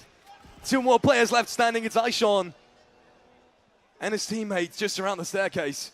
Well, look where iRage is. Look where iRage is. He's so far away. And now Paradox, first of all, make sure to confirm these frags. It could have all been over so soon for Mauritius. But instead, they're staying in this one. The rest to pull through, and that rest is massive. Aishon peeks around the corner. It's launching again with 80 damage. But he's still in the running for this. He's got the DPS. We know how dangerous it can be. iRage in the meanwhile, he tries to roll it up. He gets taken down. Another headshot comes through. And that's the distance we said Morocco was able to gain in that last game. Immediately done and dusted. 4 points just like that. Early hot drop goes their way. Despite that first knock being the one from Nigeria after the initial contact happened. Massive, massive stuff. This is going to get them into the move. And look, Morocco is going to see this on the kill feed. Yeah. And they're going to get thinking. Everything we've just witnessed, everything that we've brought back in match number 3 of today, that's out of the window. Yeah. Slipping through your fingers. Potentially the best position to get knocked in for Paradox there. Getting himself knocked out actually baits them into the push. Obviously not intentional, but the way it's worked out, it's a thing of beauty. Nice spray from Jabba with the SMG from range. Also, they've been popping off a few shots. They've lost a member here, Djibouti. One of the only other team that has gotten themselves into a fight. Senegal is one to take that down. We still have a minute for phase 1 to close. We still have a lot of rotations on our hands. But like you said, a Mauritius, a South Africa, and Egypt, they will have seen what happened. And they will have seen what just happened in the kill feed. And they know that the pressure is on now. Couple of shots being traded back and forth. Mighty has to be careful of not getting into the mix of things as well. So far, it's only been Nasty Boy that's really been damaged. And there's Egypt in the distance. I'd really like to hype this fight more than I am right now. But then again, Egypt is that far ahead. It's not about Egypt anymore. Egypt has probably, and I'm saying probably because I don't want to get too far ahead of myself, but probably taken the African Esports Championship already. It's all down to who's going to go to Riyadh, who's going to take 2nd and 3rd place, maybe even 4th, depending on how Morocco plays this match and how well Africa and Madagascar now play these last 3 ones. As we're on match 16 already, we're getting close to the finish line. And if that happens again, I might just lose all my remaining hair because Morocco and Egypt are once again deciding to play on the exact same match. And we said it a million times by now. If Egypt engages Morocco, they have almost never lost it. It's crazy how they find themselves on the same side of the circle every single time. Even without frags in the kill feed, even without information about the other squad, they still end up in the same positions. They play a similar style. They know what's good. They know what they like in these spots. And it does lead them into a whole lot of fights. Tunisia, a team we talk plenty about, not their day again. They've only been able to play a good second day, and everything else has been rather lackluster for them. Bit of a heartbreak as well, as they have slid back down into what I believe is a 9th or a 10th place. They're now cruising into Egypt territory, and that's always a rough proposition. Niger, we said we wanted to see more of them. They've got 3 more chances to show that they're here to represent their nation to the best of their abilities. Unfortunately, up until this point, it's not happening. It's just not happening. The competition is too well prepared. And all these top teams, with how early they engage teams that are further down on the leaderboards, they don't make it easy for anyone that's trying to catch up or even tries to make a couple of movements on the leaderboard. And especially for a team like Niger that's been caught up in early fights against some of these top teams time and time again. It's been so very rough for them, right? And if that happens twice, even 3 times, 4 times in a row, you're losing all your confidence, essentially. You don't think you can win a fight anymore, an isolated one. At that point, you said it yourself, Pubgm Mobile, it's all about confidence to some degree, especially in a lobby like this. It becomes so very tough. Ali engages it. Of course, Ali is going to win that initial fight. Tunisia have to get the trade. Ooh, he's being caught off guard, though. Hammer, right side around. He still has to be careful of not being driven over. Glitch barely misses him. But his teammates are there to support him. Hulk on the left-hand side. 2 players from Tunisia now rotating into the distance. But it's been Glitch that actually took down Hammer, so it's a 2-1 trade. Skirp comes over the top with the car, finds one for himself, but it's a messy one at best. And there's the third parties coming in. Egypt sees this, hears this, smells this, and they pick up one from range. Now, that's the cleanup. That's the last one going down for Somalia. But once again, Egypt is not done here. They want to get into this. They want to be a part of this fight. as long as it was a fight. They might disengage it now, they might reset, but they've gotten their point, and they've brought themselves one step closer to continuing to show dominance on the first place of the leaderboard. And this is the things they've been doing all day. They've been doing this whole tournament. Take control, take information, and then you just roam around and you just bully everybody in your side.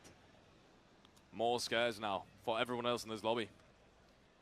The only thing that really is important for everyone else now is to kind of put together the puzzle pieces and realize where Egypt is on the map.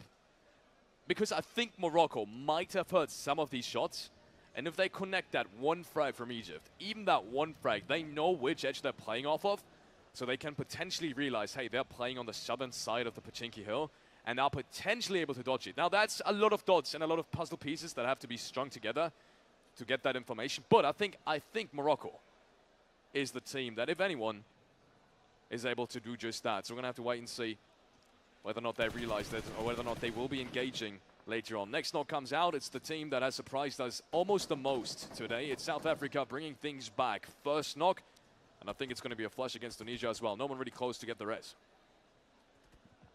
There's the flush coming on in. And ironically, the circle is going to Pubgm, and the Pubgm team is outside on the hill. Morocco has actually taken the city for themselves, getting themselves a nice shift on in. But this might be one of the rare times where we don't see Morocco-Egypt squaring off. I'll bite my words on that probably. They'll find a way. They usually do. But just looking at the map there for a second, it was looking like Mauritius might have to fight their way on in. But either way, no matter what happens this game, they've already gotten their 4 points. They've already gotten themselves a little bit of a buffer. This can never be a terrible game anymore. This can never be a game where they say, oh my God, it's the worst thing ever, because they already gotten themselves 4 points.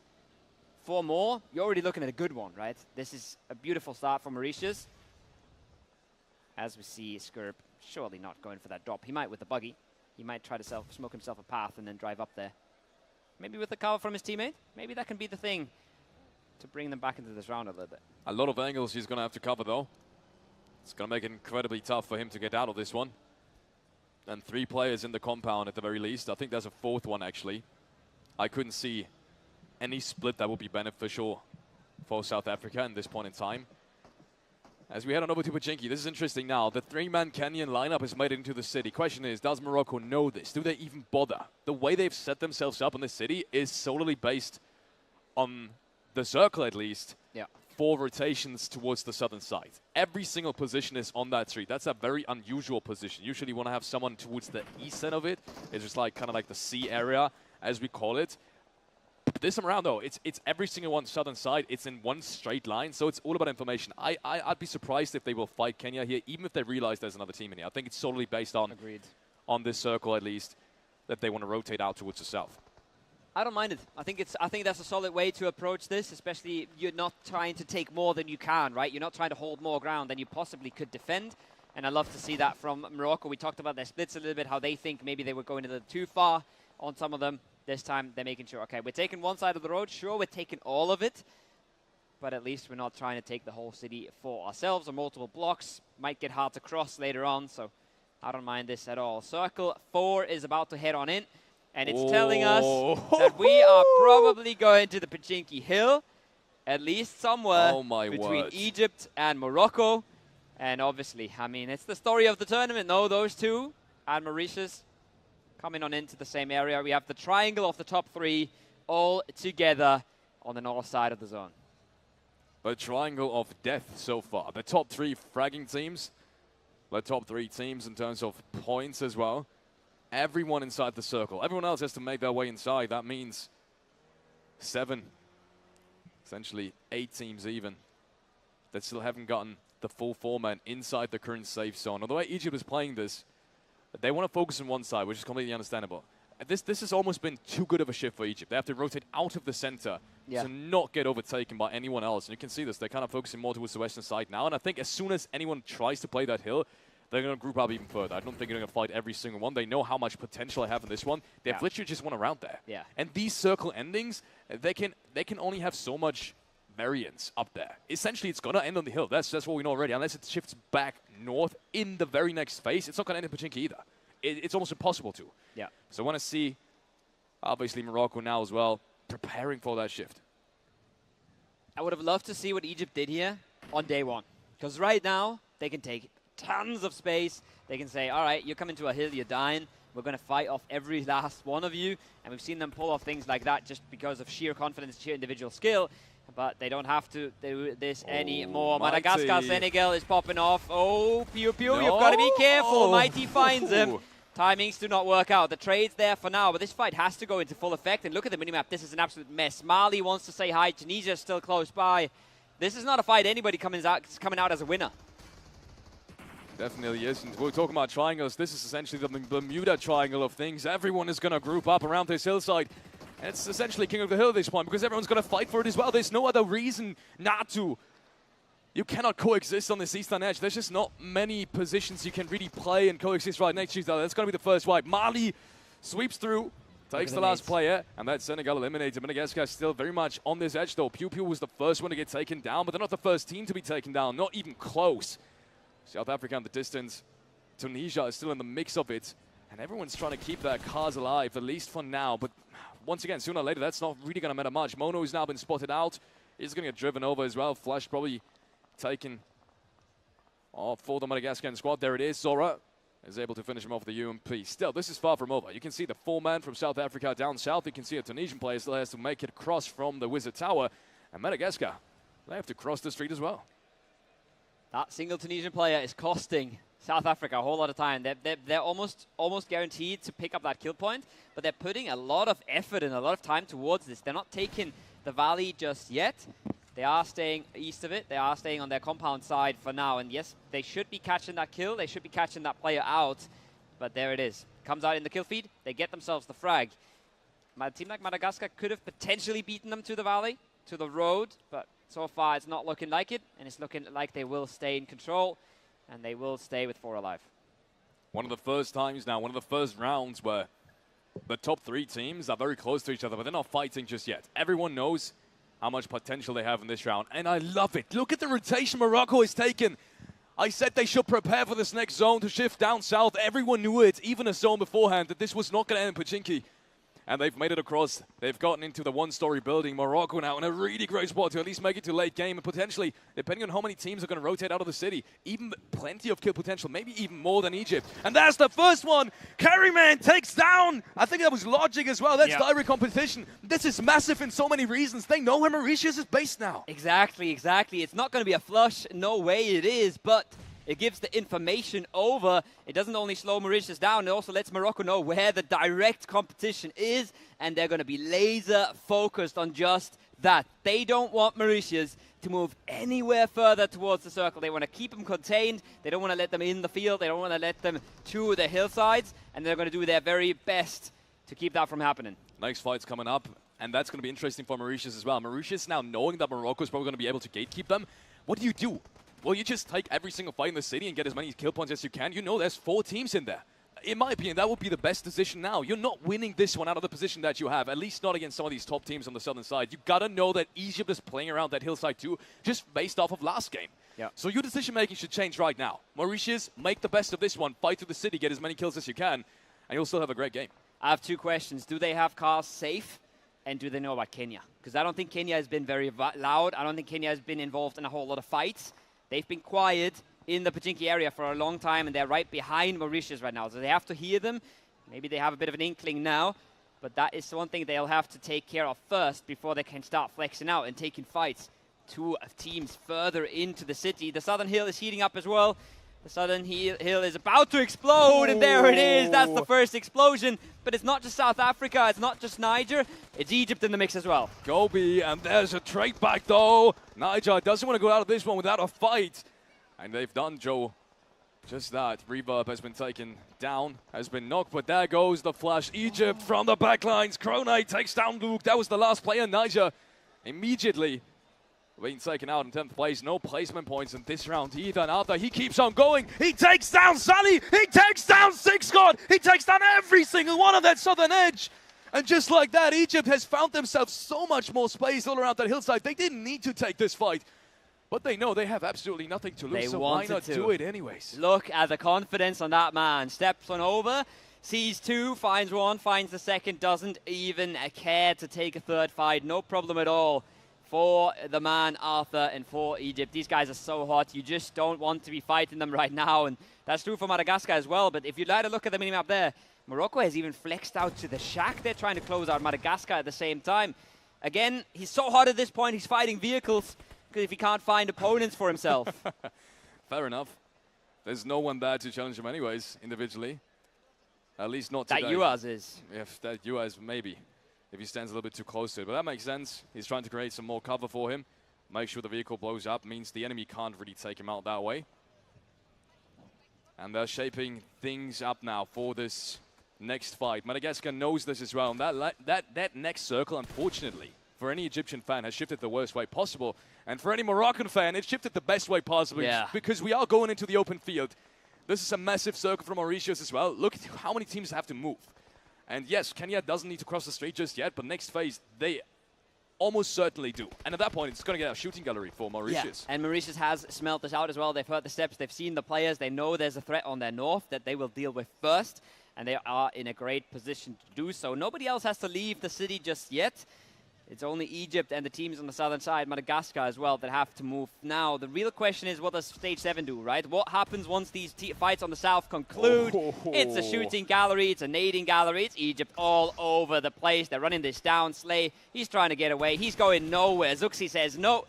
They got more util to follow this up, and this squad is not to be stopped. These are your African esports champions, and they're playing like they are. No problem for Egypt. 9 elims. They're going to go further from this. They're going to see what they can do. It's not an easy rotate. They don't really have anywhere to go, but I wouldn't doubt them that they pull something out of the hat here because they're just too damn good right now. Look how many vehicles they have. That's the one thing Egypt has got going for them. If not the circle, they've at least got potential to rotate in. And the question now is, who's really going to stop them?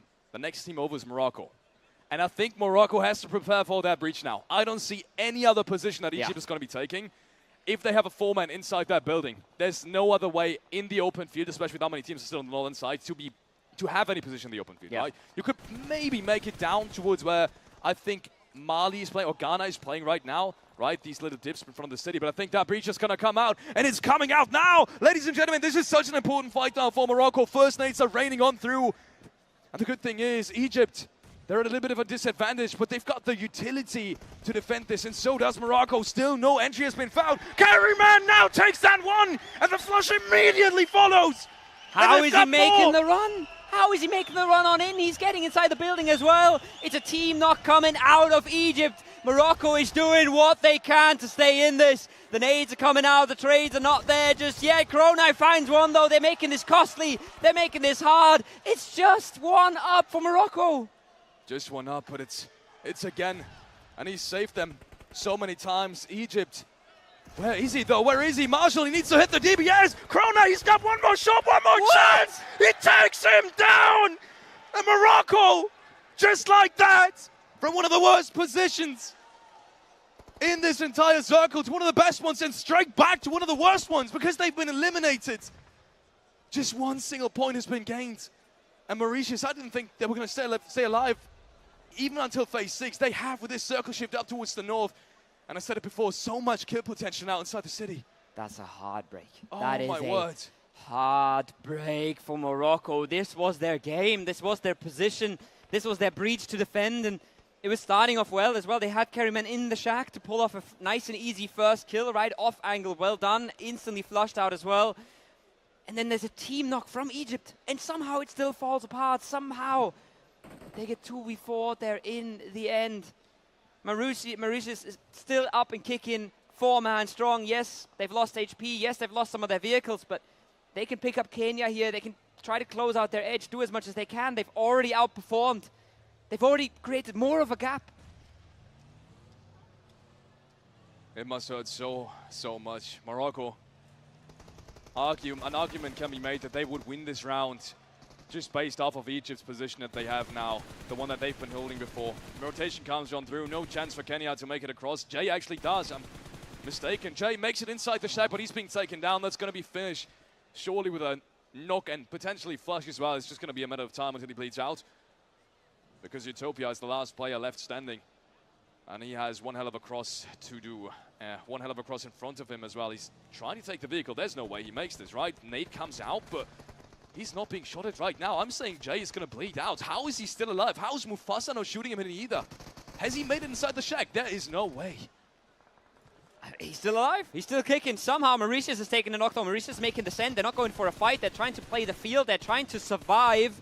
I'm not sure how possible that's going to be. At least for now, they've kept the play. Oh, Paradox finds one. Where is that coming from? Paradox is behind Egypt. Paradox has somehow cruised on past. They didn't see him. They didn't know. He's making this hard. He's keeping Mauritius in this at least for now, but surely not going to be able to pull the 1v4. I mean, you'd think so.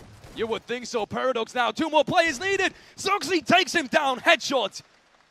And just like that, it's going to get a whole lot more tricky for Mauritius. Whereas the rest of the players, they're reining in. Egypt now has to take this fight, and they're being forced into it. In the meanwhile, it's got Mufasa. He takes down one. He has the chance for a second one, and he's being taken down by Shyboy, so that edge is cleared as well. And it's all down to Mauritius now against Egypt. 2 knocks, I think, on Egypt's side. Mauritius, they've got the advantage to do so. Again, he's got the P90. Is it going to be enough? No, it isn't. That's a heartbreak once more for Morocco. That is 9 frags. How has Mauritius made it across the field into Egypt? No problem at all. They've 3v3'd them there in the compound now. Incredible scenes. Logic picks up another one. They're winning this game now, Felix. They're running away with it. And this position has gone from Morocco to Egypt to Mauritius. I mean, what more are we going to... What more I'm done. How much more can we expect from one of the last games of the African Esports Championship at this point? Morocco had everything they needed. They fall short once more. A position in which they should have realistically won the round convincingly as well has now been gained by Mauritius after fighting themselves not only through the city but also to the western side. Paradox there. How He's did got to be he the player make to it there? name.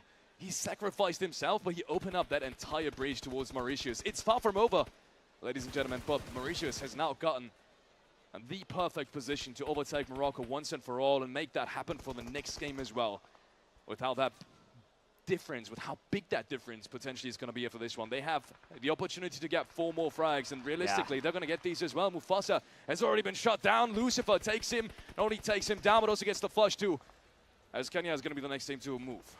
Everybody's playing for second at this point. Nobody is fooling themselves that they are the favorites here, that they are meant to win this game. Kenya, they're battered and bruised in the shack. They're just trying to hold out. They want Shyboy to go out. They know that Ghana's still in this. They know there's another placement point to grab. Potentially a kill for them as well. This is not just a secured kill for Mauritius, but it is essentially a secured win at this point.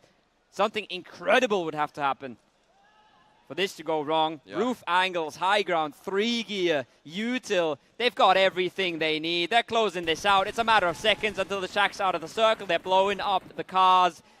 It's just not going to go anywhere. Kenya, they know this as well. They know their days are numbered.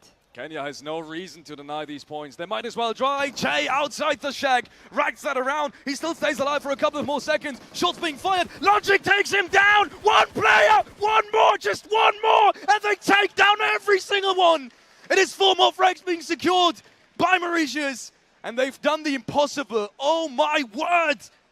That was Morocco's game to lose, but they cannot. They cannot close out these fights against Egypt. It's their absolute kryptonite so far in this lobby. They can't catch a break.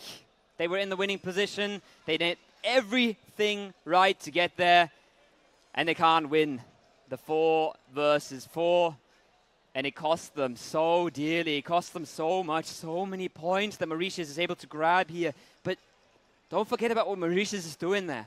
They are stuck in Pachinki, and they somehow get a player across the field. Paradox, unnoticed, drives into the compound, opens everything up, buys them all the time they need. This is, oh my God. Imagine you're a Moroccan player, and you're spectating, you're dead, you're watching that, and that's what happens. You get cleared in the compound, and Egypt somehow swept aside. We said the Moroccan lineup, their biggest weakness was that they didn't play for almost a year. And you can tell in some of these fights, the cover, the angles, they're not quite right, time and time again. And that shows not necessarily against a team like Senegal, like Ghana, a team that they've just individually, realistically, should have the advantage on. And they had as well. First day, they were surprising everyone. But as soon as teams are starting to realize what Moroccan's playstyle is, and as soon as Egypt realized that as well, that they're taking 1v1s almost every single fight, they're just 2v1ing and isolating them in every single team fight they have, and that's where Egypt's strength lies as well, their team play. Yeah. They're not necessarily better players, but they're playing together more structured and more solid, and it's down to practice at the end of the day, right? The Moroccan squad, as we said, they haven't played a big tournament in almost 1.5 years. So where is it going to come from? It's not a matter of training for 2 weeks. You need months and months to prepare to get to the level that Egypt is or that Mauritius is, and so it's incredible to me that Morocco is that that high up on the leaderboard and that they have a chance at this one. But it was, I guess, now looking back at it in hindsight to some degree, we should have expected at least some form of drop-off after that play style on day one. They were always more flashy. They were always more flashy, but they were never more consistent. And Mauritius was the definition of flashy in that last one. No right to win it. 22 points out of it. 22 points, 12 elims and a win. That's a heartbreak for Morocco. They have 2 more games to make it right. They have 2 more games to come back from this. Nothing is over at all. But that game was the game they were hoping to close it out. Yeah. And they were in the right position. And it hurts so much more when the circles go away from you, when the game is incredibly hard and you can't really make it up. That's one thing. When you did everything right, you're in the position to win the game, and you just get absolutely destroyed by Egypt there in that fight. It hurts so much. It's so hard to come back from. They really got to just fully reset this and put everything into the last 2 matches. Got to talk to the coach and make sure they figure this out. This they had all the time in the world essentially to prepare for this fight. No one else, and they knew this, had a reason to make a move in that compound. And them knowing the circle, Egypt had to push down. There was no way Egypt was not going to do the winning play, which is breaching that compound. And the nades, the initial nades, ultimately that's what it comes down to, right? Either you shoot a player out of the car when he drives down, or you have the nades ready to when they hit the wall, they're just getting insta-knocked. They were not ready. I think it was 1 or 2 players max that had an angle on the wall, and these weren't even good positions to really get the nades across, right? They were really tough positions to really cook a nade well and exploded in perfect timing. So maybe the angles were just wrong. And I hope to see more from Morocco on that initial defense. This round is not going to happen. 146 points. The distance is increasing indeed.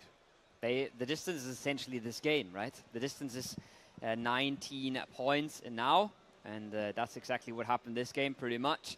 That's what Mauritius has been able to claw away from them.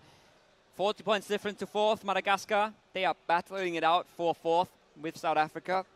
But the qualification slots, the money slots, they're locked in to the top. Egypt, they're basically champions at this point, winning 7 out of 15 games. But Mauritius and Morocco is not over. It's not over. It's more than possible to catch this up. Mauritius now with a 4th win as well. The biggest problem for Morocco has been that first day. If Egypt wouldn't have won 4 rounds, if they would have been able to close out 1 or 2 games, and this is what they told me as well in the interview that I had with them, if they would have been able to just win 1 more round, essentially. It's not just the 10 placement points that they get more, it's the frags up until that point too. So it's essentially 15, 20 points that you're missing out on, and that's been Morocco's biggest weakness. And ultimately, it's been what I said as well. It's been Egypt that's been their biggest kryptonite. There hasn't been a round in which they haven't met Egypt on the way. And this time again, fits perfectly into the storyline that we've been saying. Yeah. Whenever they meet Egypt, they grab the shorter end of things. But it feels like Mauritius is not. That's also in addition to that, exactly. right? You could say, oh my God, they're just meeting the best team in the lobby. They're meeting the team that's already qualified. They're meeting the team that has 0 pressure, no problems at all. But then Mauritius comes along. They have to cross the open field way harder than what the breach Egypt had to do, and they somehow pulled that off. I'm gonna say, I don't know if they can repeat this. I don't know how they got Paradox across there. I don't think that's something they will be able to pull off continuously. But in the moment where it mattered, they could do it, and they pulled it off, and they pushed themselves up that scoreboard. 2 more chances for Morocco to make it back. We're going to a short break, and then we'll see if they can do it, if they can qualify to Riyadh. Guys, don't go anywhere. It's getting exciting. 2 more chances, 2 more games, 2 more rounds. So no matter how you put it, we're going down to the line. An impossible win for Mauritius in the last one. Not one they should have gotten away with, but one they grabbed by the hands and made possible. You love to see it if you're a Mauritian fan. You absolutely hate to see what happened in that game if you're Moroccan. to be honest, even outside of being a Moroccan fan, you kind of gotta hate it because that was too big of a round, to be honest. That was too big of a round to really keep the suspense in it. It's 2 more matches. It's essentially a win that kind of separates Morocco from Mauritius. And if Mauritius now has a big game again, there's not going to be a chance for Morocco to catch up. And we were hoping for a best of 1 in the end, right? So it's all going to come down to how Morocco plays this game. You might argue it's still a best of 2, but it really isn't. If Mauritius now has a big game, Morocco doesn't, it's done and dusted. Morocco cannot catch up in a single game. So, ladies and gentlemen, we're going down to the wire, as you said as well. Top 2, be reminded, top 2 will go to Riyadh for the World Esports Championship to represent the African continent at the global stage. $130,000 will be up for grabs there. 25,000 is up for grabs here. And one thing's for certain, I think at this point, at least some money is secured, even for Morocco, right? Top 3 is in the prize pool range. That means, unless, as well, I keep on saying this, unless something obviously crazy happens, at least Morocco is up there. It's still a heartbreak. They're not going to be thinking about these $5,000. Yes, it's a nice wad of cash, but that's not what they've come here to do. That's not what they've come here to achieve. And no matter how these last 2 games go, if there is a comeback from Morocco, it's, like we said, it's still possible. Or if it is, in the end, Mauritius coming away with it, somebody's going to go home heartbroken, and somebody's not going to be celebrating a 3rd place today. If you get the 7,500 for 2nd or the 12,000 for 1st, that's not the end of the world. That's not the biggest deal in the world. Yeah. You're making it to Riyadh. You're making it to the World Esports Championship. You're playing for the 130,000 there, and you're representing your country, like you said.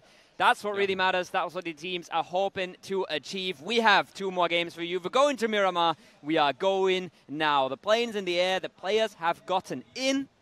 Everybody is in the plane, and everybody is absolutely gruesomely looking at this plane path. It's another one that goes so far north.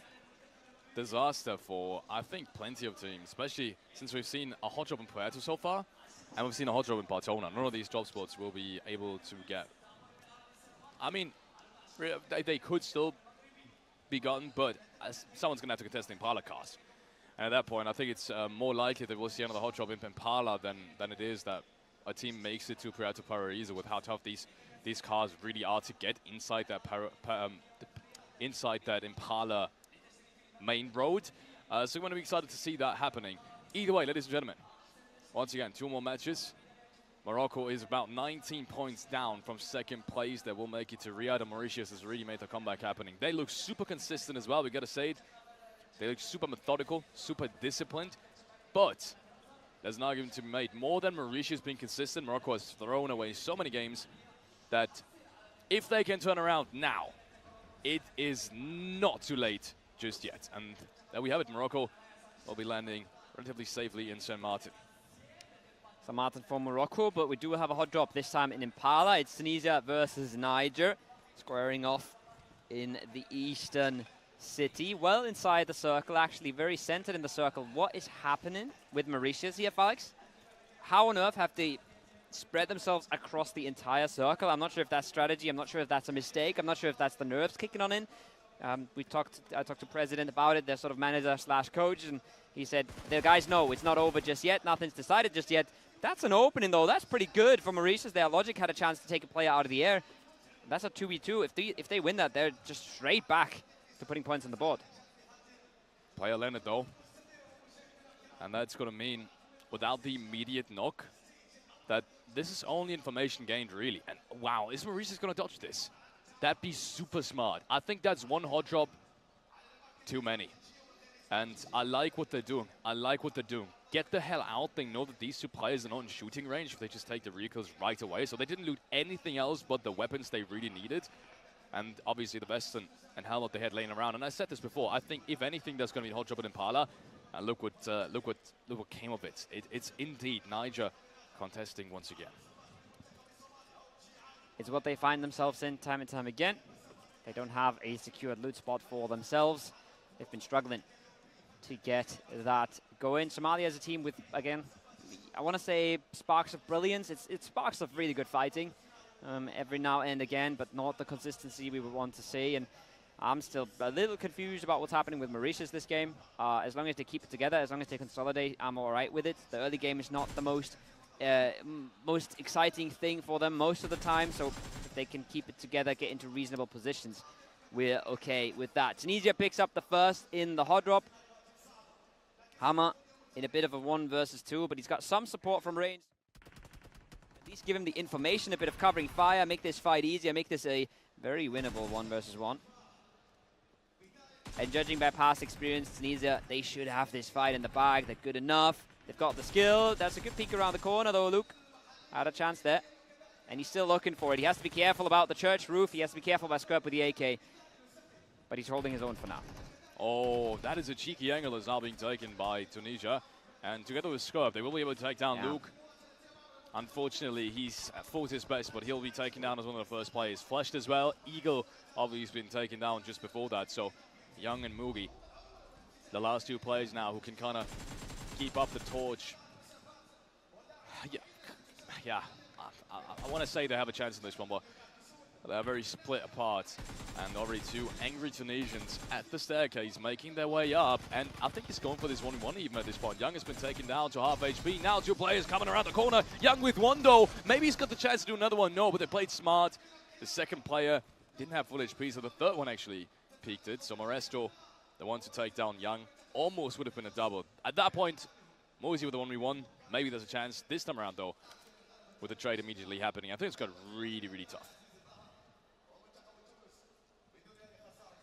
Not getting away with the best of things in this hot drop, trying to disengage now, trying to find success somewhere else. We touched on Morocco earlier. They are in San Martin. They're nice and safe. They're not quite in the safe zone, but they're on a decent loot spot, getting themselves the AR shotgun set up. Things you like to see. Zenkai as well, S12K in hand already, and that's Mugi found. That's the last Niger player taken out. Tunisia find themselves 4. It's another good start to the round for them. They haven't been able to get going enough today. They're at this point fighting for a 6th place, maybe a 7th, something around those lines. They're hoping to maybe even break into 5th, but I think even that is impossible at this point. I think it is. I think it really is, unfortunately. South Africa has really made that big move happen that everyone's been kind of hoping they were going to do. But now that South Africa has really taken over, even over Madagascar, it becomes really, really unlikely for anyone to catch up. Madagascar, though, what a comeback on day 2. Got to give it up for them. I think we're not talking enough about Madagascar. Such an incredible lineup from Madagascar. Like most, even African, I think even Africans, for the most part, know Madagascar from the movies, right? So it's unbelievable that such a small nation. I mean, have you ever met a Madagascar? I haven't. I should have, and I've talked around. Almost no one obviously has such a small nation, but that they're still able to compete at this level. Yeah. And they're overtaking so many big nations as well. Just goes to show you, like PUBG Mobile Esports is big everywhere. Yeah. We've talked to their general secretary as well, and he said they essentially landed 4th in almost every single discipline that they've competed in here. And it's a success in almost every discipline. And I think it would be a success here as well. Madagascar ending up in 4th Massive. Even would be crazy. 6th, like, 5th come on. Super, you have super players solid. that have played PMPL there in Tunisia, and even at the very big stages, you have PMGC players, you have an Egypt squad that's absolutely solid in Africa. Nuts. Yeah, like I said, I agree. Doesn't matter what happens it's now. It's crazy. And there's been a lot of small successes like that. They just sort of fall into the shadow of this whole qualification process, right? Yeah. We're talking so much about who makes it to Riyadh, but you can't forget that Madagascar is playing an absolute blast of a tournament. It's so South Africa, to be honest, when you're looking at the greater scheme of things. Couple of shots being taken by Madagascar. No one really found so far, but they are obviously gaining a lot of information. One vehicle as well being spotted in the distance. That's Marshall taking down J-Bar. Oh, they should know now that this is Morocco in the distance, especially now that Marshall has been taken down. Morocco needs to be careful of not being third party. This could be incredibly tough. We said Morocco, this was the best of 1 essentially for them. They need to pick up every single frag they can in this round, and it can't be a bad one. It just really cannot. If Mauritius does points, which they're expected to do, it's going to get even tougher. But look, they're decimating themselves. They're not even focusing on Morocco. It's Djibouti getting into the groove of things against Madagascar, and I think it's a 2-1 trade. Oh, this is an opportunity for Morocco now to pick this up. The nades are coming in and out. So far, nothing connects too much, but Madagascar down a player. They know they have to fall away from this. They know they can't stick around, and you can see them hunting. Lazy peeks over the top. He would have loved to get that knock. He even over peeks the second time. but it's not possible for now. The disengage is there. Sekrom might make it into the compound if Senkai doesn't have anything to say about it. And it's a chance missed for Morocco. This could have been 4 very important frags. Remember, the distance is not that big. The gap's not that large. That could have been everything to start them off. And they're hunting forward. They're not giving up. They're not forgetting about this. This is risky business for Alex. They're cruising into unknown territory now. Marshall knows he has to be careful, but he would love to just pick up a frag. Reminds me of day one. This would have been a day one action if they actually pulled through with that fight. This time around, as you said as well, things will happen just a tiny bit slower. They will take a little bit more time. They're more cautious of their steps. Mauritius, every single player damaged, not by enemies though, by blue zone. So don't be fooled. Mauritius is not in a fight just yet. Every team has 4 players alive in the top 4. I'd be willing to make a bet that Mauritius is the team with the most blue zone damage. We've seen this time and time again. We see this consistently. Things like this on the live leaderboard, where the whole team is half HP because they've just been tanking blue, is not unknown to them. It's just a testament to their playstyle. They play extremely late, extremely safe in these early games, and then they come in on quiet edges with a whole lot of contention. And that's a playstyle that's really, really worked in this lobby. It's a playstyle that I'm not sure how well it's going to work in a more stacked lobby where teams survive more. Right now, already, 2 teams eliminated. Madagascar losing a member, Ghana losing a member. We've already been bleeding players, and we're only moving into stage 2. So this is a playstyle that might not always work, but it's been working for them so far. Really has been. Egypt now entering that southwestern side. First time in the circle. I don't want to call them the African Esports champions just yet, but I think it's a matter of time. I just don't want to get ahead of myself. Not that I don't think it's going to come through. It is 100% going to come true, but we have a time and a place for that. We have a time and a place, and we've got 2 more matches to decide who's going to be right below them, who's going to be booking the plane tickets, the hotels, the chance at $130,000 right next to them. Kenya once again putting the pain out, dishing it out in style. That's, I think, a knock and a flush towards the Nigerian squad, who we had a bit of hopes for they could come back today. They said against, they were playing for top 3 yesterday. They were playing for top 3 today. It's not materialized. They tried to play aggressive, but they've just been caught out a little bit too much. Slightly too many small mistakes is going to cost you. And this is one of them. Just caught by Kenya. Might not even be a mistake. Sometimes things happen in PUBG, but it's going to hamper their game again. Even if they clean that up, even if they close their edge out, cost them a whole lot of time, cost them a whole lot of resources. Carryman, though, finds one from range. That's an opening towards Ghana. And Ghana, remember, has already lost a player earlier. This might be Morocco going in. Take a look and see on how many players are engaging. Looks like almost everyone is. Lazy driving across the ridgeline here. And yeah, you're right. I think it is shaping up to be that fight. 2 players from Morocco already crossed the ridgeline towards the eastern side of things. Now Lazy is engaging this one too. I don't think there's cover fire yet because the last player from Ghana is obviously still rolling up top. Now he's being spotted. He's got the advantage driving with a buggy, but he's all alone. So Lazy keeps on driving. Lazy's being shot out. No way! But both the Ghana players fall in the meanwhile. And Nell, is he going to go for the flash? He's not going for the flash yet. Marshall can still save this. The crowd is going nuts because I think they might do it. Yes, they will. Marshall takes down Nell. And it's a clean 3-0 vibe. No one's there to flash out. Lazy by the looks of it. There's one player approaching from the west-hand side, but it's only a single player at that, and he hasn't got a ridgeline to really work with. So they've done the first step. 3 points to close the distance, but man, they have so much more ahead of them. Nell, absolute man of honor. Doesn't go for the flush, doesn't get his, doesn't go for the confirm. Tries to step it up for the big play, the big clutch. Oh. And it's not meant to be. Carryman keeps on dishing it out. That's a nutty knock. And that might be another opening. If they can reset this in time, if they can get in the cars and lob it on over, they can take this over to Somalia. Because what else are they going to do with this now? They know they have an opening there. They can consider this. But again, this is a Morocco we haven't seen on day one. This is a way more calculated, way more thinking about these fights, taking them slow, scouting them out, that kind of Morocco, and I love to see it. Yeah. That's what we love to see from Morocco. That's been the aggression that's worked for them on day one. A little bit more is going to be needed, though. A little bit more of that. 2 chances now. Just 2 chances left to Morocco to find the points they need. We're just about 19, 20 to really overtake them. Logic in the meanwhile, being taken down. Ooh, okay. This looks way tougher than I thought it would.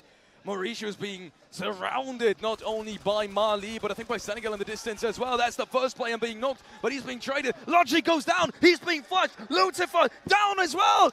2 players flushed just like that. Maybe this is the news that Morocco needed. But I'm scared that Morocco's going to use this as an excuse to once again play overly passively. And that's just not the way that Morocco has worked so far. They need to be aggressive. They need to continue to put up big points. 3 is not going to be enough. Mauritius has done the first step. No. Next breach comes on through. Is this going to be the end of them? I'm not sure, but it looks like it. Faker goes down. Karamogu from the other side. Paradox is 1 HP. 1 single bullet is needed to take down Mauritius. And by the looks of it, that's going to happen. Not like that, though. Surely not. Egypt does it. Paradox takes so much HP. And he's being taken down. Mauritius down and out. Nothing more to gain. 0 points in the round. This is what Morocco needed. This is what they were praying and hoping for. And this is exactly what they will get. Mali is still holding on after that fight. They're trying to close out Nigeria. It's a shotgun knock for Quilla, but he does not find any more. It's the trades around the building for Nigeria. This is massive news for Morocco, and every fan, every viewer in the arena felt that, heard that, loved that. But what can they do with it? Unbelievable scenes.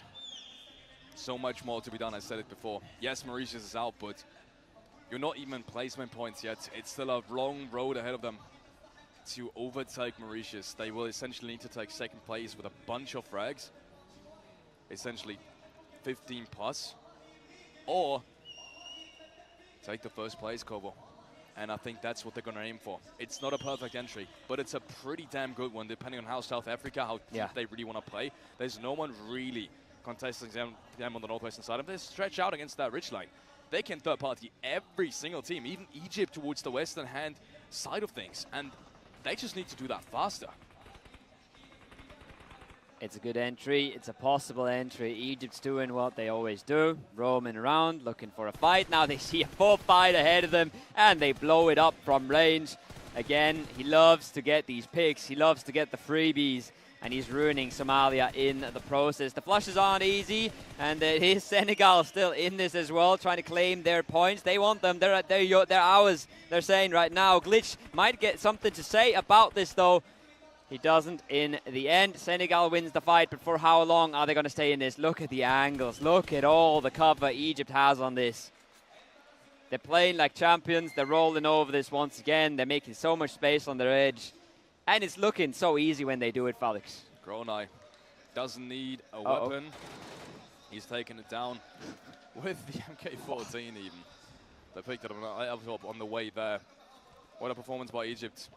But we'll get to that in a minute. The bigger topic right now has to be Morocco. Marshall gets taken down by falling damage. What is happening right now with Morocco?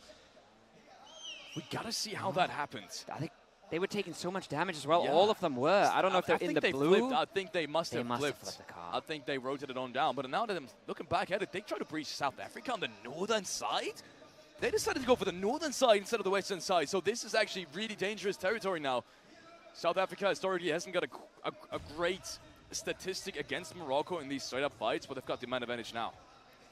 This is not an easy fight, but I like the position if you can get it, but getting there is going to be right hard. Kerryman knocked in the distance. Final boss, though, Lady gets an important bit of cover, important bit of relief for the Moroccan squad. This should be enough to get the reses, but it's costing them so much time. It's cost them Marshall as well, and of course, there's a team that's ready to greet this as well. It's not just South Africa on top. It's already Egypt flexing on out. No matter where this goes from here, it's going to be so hard for Morocco. 3 points, I think. 3 points only is what they have at this current point in time. More is needed. Big points are needed. And look at this rotation. It might just be perfect. Falls down. That's a free pickup if I've ever seen one. And Lazy will surely take this one. Happy and thank you is what he's going to say to that. There should have been no way in hell he ever picks up this one. 6 scored now with the opportunity. Immediately gets shot in the face back. What a turnaround from Curryman as well. And suddenly, Once again, this looks all the more likely that Morocco is going to be able to get a fair fight out of this one. It's a 3-on-3 as Senkai peeks across the ridgeline. 6 guard goes down. It's the third one they've gotten that they should not have had. But instead, 5 frags and more potential here for Morocco. But look who's approaching, who said it beforehand. Egypt closing on in through the western side, and they're breaching the compound. I think South Africa is going to be the first contact. South Africa is not standing under that pressure. Reverb taking out Egypt as well. Multiple teams that they have under their scope to this point. They're trying to close out the whole lobby at the same time. That's the level of confidence that they're working with. Senkai, though, he spotted Sully. He spotted the last South African player, and he does a good bunch of damage. Sully comes around and stays alive for now. 5 kills and a placement point for Morocco, but now they found the entry. Now they found a way to avoid Egypt as well, and they're looking to put more on the board. It's Pew Pew who takes Sully, but that's another placement point, and Morocco will take that.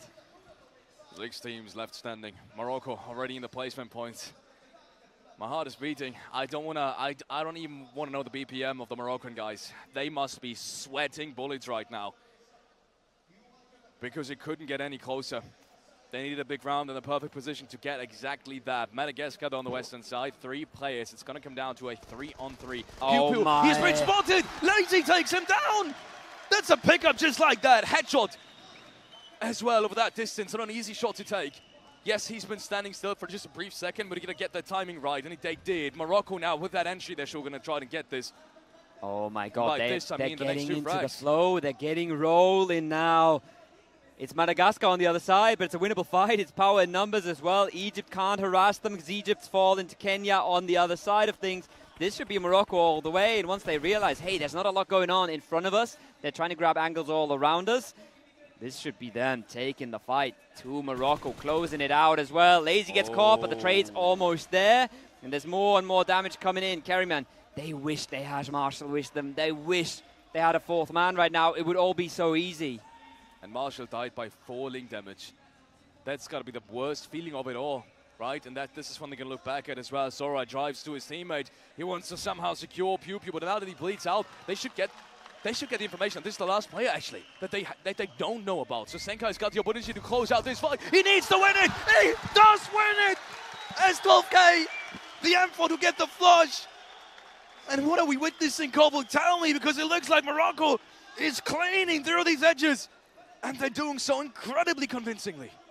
We talked to them before the tournament. I said, home crowd, isn't that exciting? Doesn't that carry you in this lobby? And they said, the extra pressure is not good for us. But they're not even crumbling. They're finally performing when the pressure is highest. When they've just lost the match to Mauritius. When they've finally been just slapped out of second place. That's suddenly where they pick it up. That's suddenly where they're performing and they're rolling. And it's working so far. It's a good game for them regardless of what happens. And it's another one. It's them just cleaning up everything they meet in their path. And it's point after point after point. You said they're sweating bullets, but imagine being Mauritius right now. Imagine having to watch this. The Mauritius guys sitting somewhere close behind us. As you said, they gotta be very unhappy about this performance. Suddenly Morocco has found their heartbeat again. Like a phoenix rising from the ashes. These guys have come back in the second to last game. Mauritius could have ended it then and there. They could have ended this then and there. They were 19 points ahead, 1 good game. Even like a 10-point game with Morocco making 20 would mean a 20-point difference again. So almost no way to lose this for Mauritius. But Morocco has come back alive. As I've said, they found their heartbeat. 8 points already, including the placement points. They've narrowed it down to maybe like 7, maybe 6, 7 points. And honestly, judging by that position, there's going to be more coming their way. Nigeria is going out as well. There's another placement point. Madagascar, surely, right? Not going to stay in this for that long. At least Morocco knows about them. I don't count out Egypt ever. Even as a duo, we know what they can do. But so far, it's been the Morocco story. Now they've had time to breathe, to think about what's going on. They had time to reset. Is that a good thing or not? We'll have to wait and see. Senkai, he's the man we expected to perform, and he's finally pulled it out of the hat now. Stepping up massively on this last day. There's still a 4-man of Tunisia, though. That's probably the biggest obstacle in their path here, Felix. Couple of shots being put out. T'Challa Should have been heard on that edge. So much space for all of these teams. We're approaching phase 6. Very soonly phase 7, and you can see everyone has pretty much the opportunity to take whatever they want if they fight for it. So much space though. And I think they're wondering at this point, have we forgotten about someone? And yes, they have. There is a player from Madagascar still alive on that edge. So they got to be careful. And I don't think he's going to be flushed out anytime soon. One thing is for certain though, next fight is not going to be Morocco. It is going to be Tunisia, and this is an important one as well. It might be game deciding. If Tunisia loses a player here, they lose the man advantage in general in this round, and that makes it all the more possible for Morocco in return. And with that damage being traded, they will fall back into the compound. It is the most centralized position, but they can't do so entirely. Again, opens it up. Maestro goes down. There's Skirb in the distance, trying to cover his friend, but he's been fallen and he's been taken down. He's fallen down to his knees already. I think it might just be a tiny bit too late. He's not going to get revived, and they're surely not going to rotate out of the compound as well. Look at this, at the same time, Madagascar's now been found. Zekrom, he's known, he's in the blue, his back's against the wall. Should be a matter of seconds until he goes down here. Morocco, another one. Thank you, man. Picks it up, 9 frags and counting. As Egypt has done them a big favor at the same time. Tunisia, yes, group, good reposition, but loses a teammate in the process. You can't toy around with these Egyptian players. The molly comes around the corner. Zuxi is looking to clear things up. No matter how this goes, it should be an advantage for Morocco because they can just wait for this fight to pass and they can just wait to pick off the winners here. Again, will come over the top, and I don't doubt that he'll win it, and yes, he will. That man does not miss. Of course he doesn't. It's not over yet, but as you said as well, this all plays perfectly into the cards of Morocco. They should close the distance now. Once again, this is not the fight that really matters to anyone but Morocco. Zuxi, what an angle that he finds. But actually, he's been carrying him and traded it out. Zuxi takes him and gives him the opportunity. Gives him that little bit of edge that he's making it happen with. This is everything barely short his shoulder.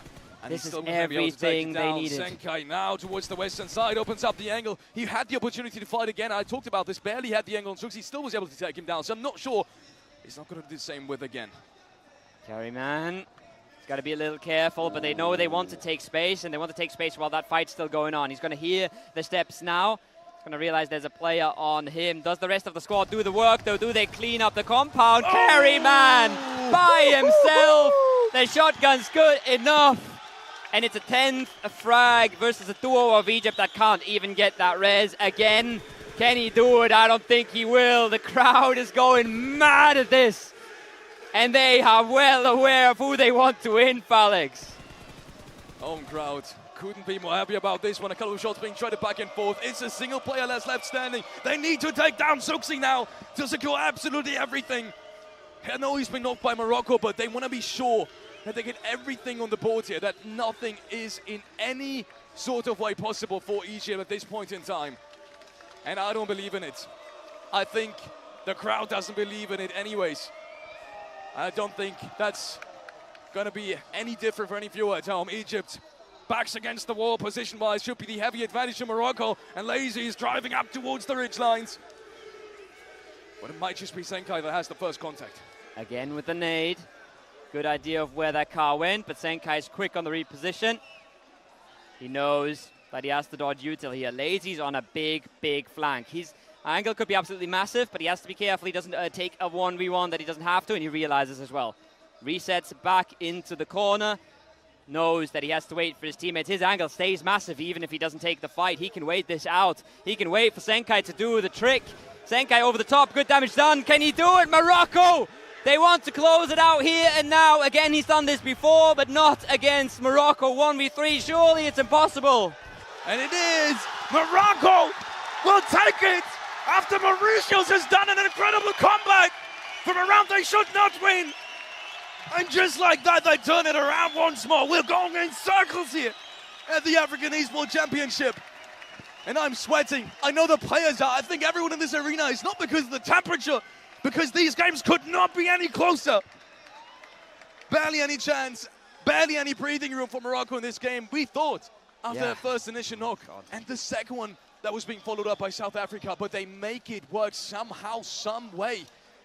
rotate in for the northern side, clean up every single one. Even Madagascar had to believe in any of the Pubgm gods by this point because they knew a Morocco like this is the day one Morocco that we've seen and no one's touching them. They were 2 up, down the hill, low ground. South Africa had all the angles.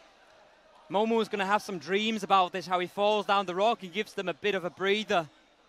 But somehow they just, every single gunfight, every single exchange, they were winning it. They didn't lose a single one. They were so clean with it this round.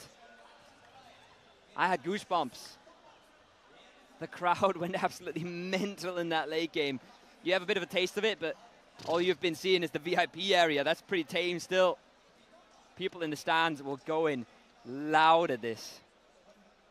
Oh my. How many kills was that? 11? I think 11 might have even been more than that. I think with they're ahead. So they took down Zuxi beforehand, so that was another frag on the board. They're ahead now. I was kind of worried they're not going to secure that. I know if they take down the last player, they would anyways. But I wasn't entirely sure if they were the ones to take down Zuxi because so much stuff happened between them and Tunisia and all that kind of skirmish around that compound. But also for Karaman to push in that compound, we'll be looking at all of that in a matter of seconds. But man, what a round. What a round. We'll be right back in 2 or 3 minutes. Don't go anywhere. One last time. Welcome back, everyone, to the AEC, the African Esports Championship. We are sending 2 teams to the World Esports Championship. Just after this game, it's the last Miramar, it's the last round of the tournament, and it could not be closer. It's been an absolute thriller so far. Mauritius has brought it back, but Morocco has done whatever they could in the last one to pass them again, Felix. It's a thriller, it's close, it's getting decided this game. Unbelievable scenes. Mauritius in that 4th game, grabbing themselves around that we thought wasn't going to be possible. They made it work. They worked for it so incredibly hard. And off the back of that, you would think they'd get going. But it's been the other way around. Morocco has come back like a phoenix rising from the ashes. These guys have almost secured themselves the 2nd prize after the disastrous performance in the 6 rounds before that. Almost nothing big was really happening for such a talented roster. That was the biggest upset. Even after Tunisia just not doing anything on the first day, I think that there's an argument to be made that that was an even bigger upset than what Tunisia has played in the first day. They've come back in the second one. Morocco really hasn't, but they had enough going for them in the first day to solidify their position, the 2nd place either way. But one thing's for sure now, all that's thrown out of the window. It's down to a best of 1. Mauritius with a dinner, Morocco with a dinner. Who's going to take this one, Kobo? It's going to decide who goes, and it's going to decide who stays home. It's going to decide who gets a consolidation prize of $5,000. Nothing to be scoffed at, but not what these teams have come here to do. And it's a circle that could be slightly favorable to Mauritius, but I don't think they really are very circle dependent. They do not like to go for center positions early. They do not like to contest the most high priority spots. That is where you meet Egypt. That is where you meet Morocco. So they've had a bit of a counter play style to that. No crazy hot drops happening. I think we saw 2 teams in Azahar, but that's a pretty big city as well. That might take a while. There we have them. South Africa, yes. They want to take this fight to Djibouti. But these teams, they have had their chances. They have had their impressing moments. They have made a stance on the leaderboard, especially South Africa. But they are not competing for the same level of prizes that Mauritius and Morocco are fighting for right now. Absolutely not. $25,000 up for grabs. It's got to be the story of this tournament. Mauritius or Morocco. Egypt has just been too far ahead for too long to really touch on that topic again. They are your African Esports champions, but we're going to get to that in a minute. For now, it's down to realize that these 17 games that we've seen up until this point, it's been a 3-day event for Pubgm Mobile. It's been an even longer one for the African Esports Championship here live from Casablanca. But that this 3-day event has come down to a single round. Who's making it to Riyadh? Who's going to be there end of the year? $130,000 up for grabs, all down to this one single game. And as you've said before, both of these teams have had ups and downs. Mauritius being the more consistent one, Morocco the one with the more extremes in terms of performance. But ultimately, None of that matters. Everything that matters is how you perform in that very last round. And that's where champions are made. That's where the pressure mounts. That's where you separate the cream from the crop. The pressure's on. The pressure has been on for a few games now, but this is the last chance. Everybody knows it. Everybody knows they could have maybe defined it earlier. They could have made a play. They could have made a win work, and now they wouldn't be struggling, but they haven't. And now they're in this position, both of those teams, where they are down to the wire. No more second chances. No more games after this to correct your mistakes.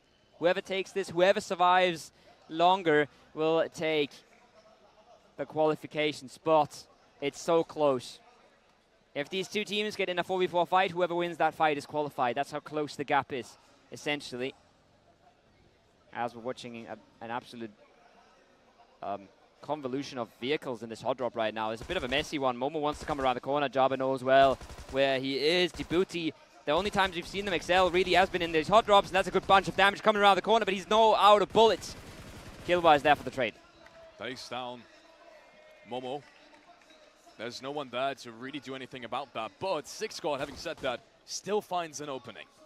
Really tough to really act on that one, because you can tell the distance is just a bit too much, but if Reverb now activates as well, and he does, he takes down Izzy Boy, it still becomes possible for them to win this one, despite the first entry going the way of Djibouti. Now Reverb, this is a big fight for South Africa as well. They want to get back into top 4. Close to the building, he almost had the timing down perfectly, but he exits the door. There he goes. Nessa will lose his life. He almost goes for the repick as well, knowing that Jaba has got to be really, really low, but he survives with just a sliver of HP. No first aid there, has to hit the bandages, and who else than Reverb to pull up the frags again. The man's been putting in numbers for the South African squad. He's been impressive since day one, and he's looking to do more of that now. Jaba still bandaging up, still getting the heals on through, wants to put himself in a position where he can take a bit of damage and still be in the fight. Level 1 gear is all he's got to work with at this point, and he comes around the corner for the bullets expanded. He finds one here. That's good damage done, but player in his back puts him down to 1 HP. He has to do the miracle, and he can't. South Africa, they win it, and they win it with confidence. Bit of teabagging going on. You love to see it. They show this is our place. This is our hard drop. We belong here, and we belong here on the scoreboard as well. I can't keep thinking about the underlying importance of all of this. I cannot get Morocco out of my head. I cannot get Mauritius out of my head as well. Both these teams, every single point could decide the top 2 at this point. Every single point is could change the outcome of this entire year for them. For them as players, for them as countries, for them as esports federations. And the history of esports on the African continent that has just started. It's the first big international one hosted by the Iesf, who's made that dream that the General Secretary of Iesf had for so very long a reality. It's finally here. Africa has been put on the map in terms of esports, and PUBG Mobile even more so. And if that tournament hasn't shown you what PUBG Mobile and the African region, the African continent can deliver for you, in terms of suspense, in terms of action, in terms of individual skill, then I am not sure you've paid enough attention. It's been a blast. It's been a spectacle of esports in many categories and many different tournaments. We're just a small sliver of it, and we're at the last end of it. Now, South Africa, they were instantly taking that knock towards Madagascar. Their closest contender on the scoreboard as well, right? They want to secure their 4th place. As Slate pulls on up, Six God wants to make things happen. He's severely outnumbered, but he has one teammate close by. The crossfire's there. The first shots are decent, but it's Sora over the top, and Sally can't save his fallen teammate. Madagascar potentially getting the better end of this, but more shots coming in from range, and they are dealing with the blue zone damage as well. First aid comes through. Madagascar, important fight, might be one of the last ones they'll be taken if they are not careful enough. South Africa, Madagascar. This is the fight for 4th place right now. Literally right in front of us. Pew Pew takes down Six God. With him going down, meets massive man advantage now on the side of Madagascar. Sully almost trades it. The blue zone is going to help him in this endeavor, but only so much, because the sidelines are really skewed. Now Pew Pew finds the one tree that's the closest to the blue zone, but he's not in just yet. What a nade, though. It might be dangerous for Salty to throw one back at it, but he finds enough time. It's a little bit overcooked, though. Slightly overcooked. Where is the second player, though? Where is Reverb in this? He's been the man for South Africa many times before. He's already on 3 elims once again, but he's pretty much leaving Sully alone in this, at least from what we can tell, and that's another off-angle slave from the distance. There's Reverb finally getting involved in things. 3 first aids as well. He can tank this blue for quite a while, but it's a messy fight. It's a fight that's not going to have a whole lot of winners left once it concludes. And there it is once again. Nice spray from Reverb, instantly going for the confirm as well. He's making them bleed for it at least. And ruining the game for Madagascar should pretty much do the job for South Africa as well. So really can't fault him here for playing spoiler and maybe not risking everything he had to save his teammate. Reverb, got a couple of more bandages left. That's about it. First aids, utility there, but in terms of teammates, in terms of additional support, that's all he's left with in this round. Who knows if that's going to be enough to overtake and stay ahead of Madagascar. The problem that they have had for the last couple of games in general. It's already a big accomplishment for South Africa in general. The African Esports Championship has been amazing for them. Winning the CS2 female tournament is one of the few accomplishments of the South African country. They've performed incredibly well. Madagascar, the same can be said about them, placing top 4 in almost any tournament. So no matter where these 2 teams go out, in terms of representing their nations, they can be very proud of themselves. As many countries can. We touched on Madagascar earlier, right? And we touched on South Africa plenty of times. Morocco as well. They've put up a show. Are they going to reward themselves for it? Because that's essentially what this is, right? They've put in the work the last 17 games, so has Mauritius. But who of the 2 can reward themselves here towards the end? Who of the 2 can pick it up and finalize it? Spammer taking a bit of damage, hits the prone. As these nations here towards the south, they've been struggling. Both of them have. They're exchanging a few knocks here. A bit of damage comes around the corner. Niger's the one first lose a player. As Mufasa with the mini picks it up. Shots from both sides. As our heads, as our thoughts are somewhere completely different, we cannot deny it. It's all about these teams up there. Who's going to make it to Riyadh? Who will grab the next point on the top half? Ghana, what a tournament these guys have played as well. They've never given up. We've seen it time and time again, trying their best every single round. The same can absolutely be said about Mali. They were in the top 4, top 5 during the second day of the tournament. Unfortunately, they haven't quite been able to catch up in terms of consistency. But when they got their first dinner, that very first dinner here at this global international stage, we knew one of the big reasons they're here, which is representing their nations, but also grabbing a dinner at this stage has come true for them. And Mali, no one can really take this away from you anymore. Yeah. You'll show that round, hopefully, on all your social media accounts, because it's been a really well-played one at that. Nobody can take that away from you. Nobody can take away the experience as well. What you take away from this event is entirely up to you when you're looking past the prize money and the qualification spots. Now, looking at this phase 3, love to see it. Mauritius in a really good spot towards the south. Morocco towards the northwest. Tons of information on that rock side. Egypt doing what they do best, just splitting the entirety of the circle and looking who they can pick up. But I'm interested to see if Morocco decides to go for that fight, because they have Somalia right next to them, and that is a fight they could engage, but right now they don't have all the numbers there, and they probably would want to. They wouldn't want to engage a fight in a 3v4 scenario. Probably not.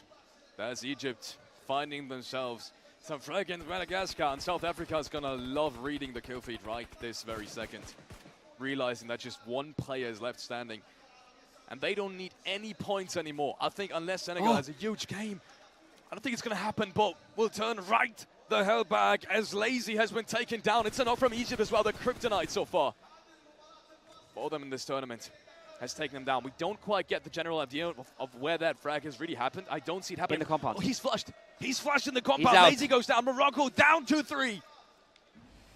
That is a disaster for the Moroccan squad. You can see Egypt right there cruising around this map. They're flexing out. They're not even hunting Morocco at this point. They're just seeing a player and they're going for the kill. You can tell as well. They don't need to commit on this. They don't care if they take out Morocco here or not. But they have damaged them quite significantly. And Mauritius has heard this as well. Don't get it confused. Don't get it twisted. Paradox is well aware of where that kill just happened. He's waiting for a potential fight to erupt. But little does he know, that is not something that's going to happen. RH picked back up by his teammates. They've got the opportunity to get a couple of more frags, but they need to get him back in. Wow, what a nade by Paramore. Hits that right on the head. And there's the second one coming in. It's a little bit overcooked, but it did the job. The first one already did, so not a worry. And this rest of this team is coming in as well. Mauritius is on the third party as well. Mauritius is already flexing out of the compound. They want to close this. Lucifer, the man's been deadly before. The man's held them in the Sanok game earlier. That might be the points they need in the end here to qualify. And they're not wasting time. Sean caught in the open. That's a hard spray to hit, but it's a bit of information going over. They're waiting for their time. They're waiting for their moment. They know there's a fight going on. They just don't want to overstep. They don't want to be oversellers, but now they're peeking on over. There's no knocks in the kill feed just yet. It's Egypt on the other side of things that's actually getting frags, but that's the completely opposite side of the circle. Ghana wants to get the hell on out. And so far, none of these important frags have gone the way of Mauritius yet. No, too many teams having an angle on it. Mauritius doesn't want to risk pushing out of the compound just yet. They know they have a spot in the next circle, which might be worth more than these potential frags right here. Then again, Morocco's down to play, and they know this. So a big round for Morocco gets a little bit less unlikely. But so there's an argument to be made that yes, they should push this, knowing that maybe a couple of points, even 5 points, could make all the difference in terms of qualifying. That rotation comes in. It's right into the hands of Mauritius by the looks of it. Lucifer peeks across the ridgeline. He's being shot at though. One player is being shot out. But it's only one up until this point. There's no one to support Lucifer. He has to be careful of not being taken down himself. He takes down Quilla with the right-hand peek. And there's more and more and more to be gained. He pushes it. He goes down. That's such a risky push. He didn't need to do that. But he went for it anyways. Sean gets the trade, keeps them in this for now. Nigeria, they're holding on to dear life. They've just have one standing right now. He hasn't even gotten the res just yet. The third party's already coming on in, and there's the rest of Mauritius. They want to clean this up. They want to close this out. It's Shy Boy falling in distance. Paramore flushed out. That's a kill stolen away. This is just going down to the numbers. Faker over the top. And just like that, 2 of these kills only go into Mauritius, but it's 2 important points. The question is, can they hold on versus Senegal here? Biggest thing here about this is Lucifer has not been flushed. He's been taken down to very low HP, but he's not going out of the round just yet. So they can reset, they can drive back to the compound, but the rest of the teammates, I don't think they know that Senegal's that close. Never mind me, they do. Paradox has got the angle on it, which is why they're rotating and backing off almost immediately. So good reset coming out from Mauritius. And they were able to kind of cover that distance. They found themselves a new spot towards the southern side as well. How unlikely is that? They got away by a hair. They've had Paradox in this compound for a long time. He's been keeping that free for them. But getting out of that fight with 4 up was massive. If Lucifer gets flushed there, they probably don't even engage that. They probably don't even pick up those 2 frags because they have to fall away. But oh boy, that went well by the inch of a hair. Now, Morocco is in a way better spot still, way more centralized. But Morocco has lost a member. You could almost say that's equal footing to some extent. As in the kill feed, we just see Egypt just continuously tearing apart this lobby. They've been in the kill feed almost all the time, just picking up players and players and players. But we are just keeping our eyes on Mauritius because that's just what we want to know. Does Morocco actually do it? Is it too much for them? Look at Egypt, man. They're just having fun at this point. They're just having fun. But that's how does he win that? How does he win that? Yeah, I was about to say that's Trona going down. Of course he isn't. Of course he isn't. He actually takes down Finish. Again, is able to take down Momo as well. And that's 2 more points. 2 more kill points being put on the board for them. 9 eliminations. We're in stage 5. It's 9 teams alive. They've essentially taken down almost half of the lobby. I think it's definitely more than a third at the very least. And Mauritius on 2 and 4 players alive. That's the good thing about all of this. And that's the good thing about for us as viewers as well. Mauritius is right in front of Morocco. Morocco has obviously gone the long way around after realizing that Egypt is right in front of them. And they've got themselves a really good position. Now, I don't want to say there is no way to get around this compound for Mauritius. They've got the cost to do so as well, but I could totally see a breach happening if they realize Morocco's in there. This would mean qualification for them. I think even if they don't know it's Morocco, even if they don't know who's in there or what's in there, there's a lot of zones where they will ending up breaching this compound. The warehouse is breachable, and like we said, right, yes, sure, there is ways around this compound, but it's usually not super beneficial. It's usually something you would want to aggress. So them knowing Morocco's in there from that earlier fight is a good piece of information, but it could literally just come down to that. It could literally come down to a 3 versus 4, Morocco versus Mauritius, the hometown team versus one of the biggest surprises for me so far from a very far away island, Mauritius. But they're in the driver's seat right now. They're ahead, and they've got kills this game. Couple of shots towards the Moroccan cards. And Egypt, despite that massive shift towards Morocco, once again being pretty much the next team over.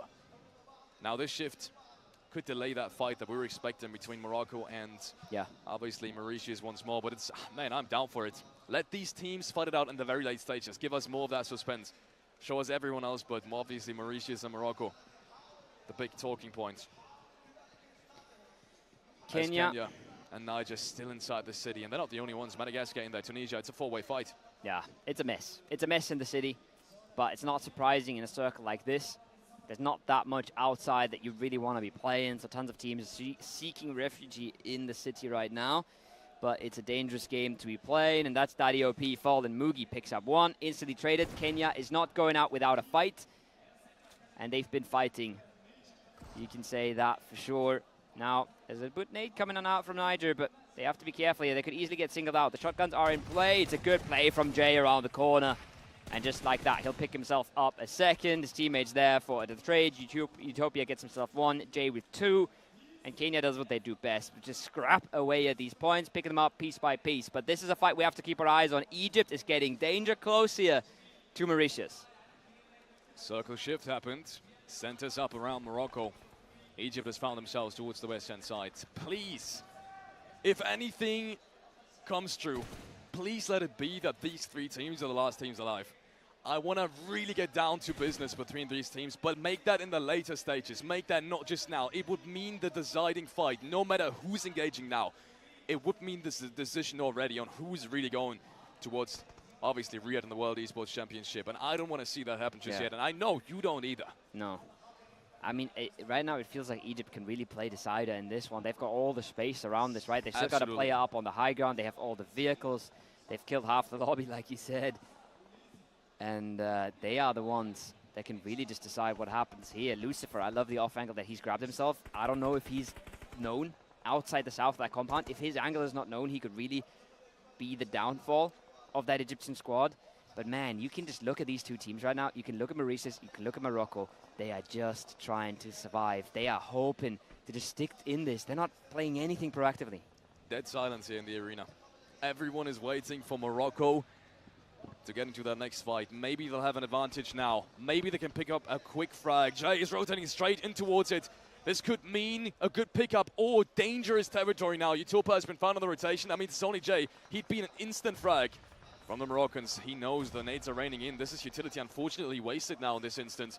That means it's going to be less utility for Morocco inside that compound, but it's still another play and at least information. Yeah, it's still a kill, right? It's a placement you're securing for yourself, but that placement doesn't matter unless Mauritius has gone out. But I love it from Jay, how quickly they're bouncing out of the building because he knows they're going to blow it up, and yet they do. Lots of util earlier in that Moroccan squad. Now they've expended a whole lot of it, and they haven't gotten away with a knock here, and they haven't gotten the kill onto Jay, who's lost his teammate in rotation.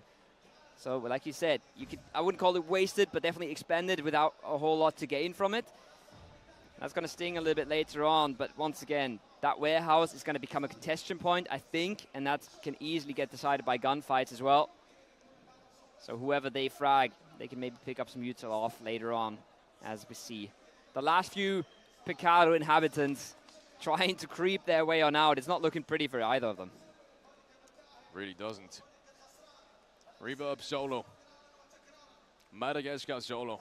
Both of these teams still not quite yet decided on who's really taking that 4th spot. You've got to give it to South Africa at this point. 7 eliminations, but who knows? Who knows what's really going to happen? I don't see anyone fighting in this phase, but the next phase over, both of these solos are going to get taken out, and I think at that point, it might be safe to say that South Africa's got a massive advantage, because it's just going to be that single placement point difference. Unless they frag out each other, it's just going to be that single placement point. Now, Pubgm is being spotted. That means Madagascar out of this one. And the only team to really now have a say in who's taking top 4 or top 5 is Senegal. And I completely forgot. We haven't taken a look at the Seaboard for quite some time. Maybe with a win, they could even overtake South Africa. We'll have to wait and see. I don't want to do the maths right now. I want to focus on what's at hand. I'm not smart enough to keep track of how many points Senegal has, especially with the points they've been able to garner this game, right? 5 elims already, 2 placement points and counting. The math's going to be tricky. The math is going to be hard. Might get themselves 5th. I don't know if they're getting themselves 4th. It doesn't matter right now. We'll see when the game concludes. And right now they have a task ahead. They still have a bit of ridgeline in front of them, but they have to work that towards Mauritius or make a crazy send. I'm hoping they work that towards the western side, but I'm not sure how playable it is. That being said, still a completely different class of terrain they have in front of them. When you look at the South African player, they're just proning on out in the open, trying to survive. He's got almost nothing.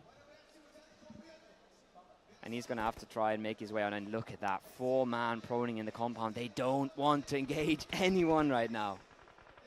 Really don't. Morocco doesn't even get close to Jay.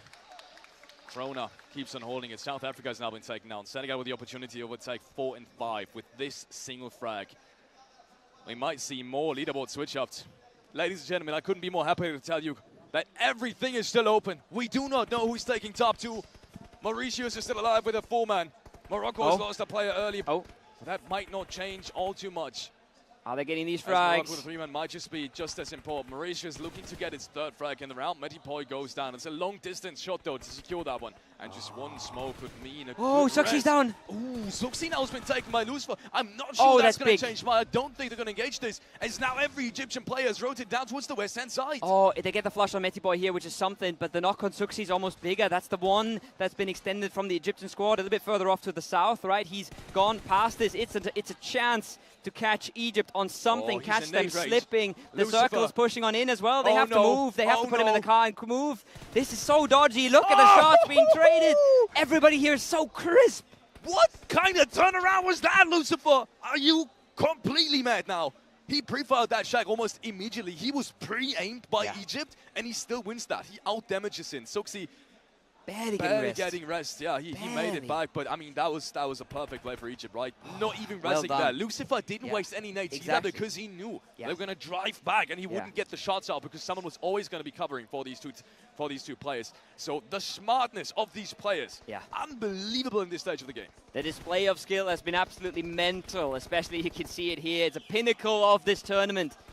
It's a 4v3v4 between the top 3 teams, all fighting for it. Egypt, the one that can maybe play decider. But you can see there, Egypt, they've been so good, but not even for them, it's easy. Look at the shots coming out of Logic. Not even with 3 gear. It's easy to be peeking into this Mauritian squad. The circle has pushed them out now. They will have to start making the move onto Egypt, and they would have loved to have that flush on the board already. They would love to be pushing a 3-man right now. But we've seen them pull off 4v4s before. Marshall with one of the strongest positions now to have a say in how far Senegal can really come. There's more nades now coming in. Mauritius is in deep, deep trouble. They're going to be the first team that needs to move. Morocco is still a couple of points behind them, so even if they go out now, nothing's decided just yet. More nades are coming on in. The crowd really wants to see this happen. What is that? That's a red zone made by Egypt. But no one, not a single player has been dropped. No one's going down. The nades are coming back again now, dodging around the shack.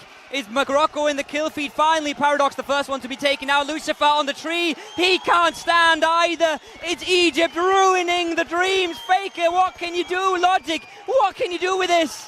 Logic, last player left standing. Egypt, they clear it out. And they're done and dusted, Mauritius. 3 frags is all they get from this round.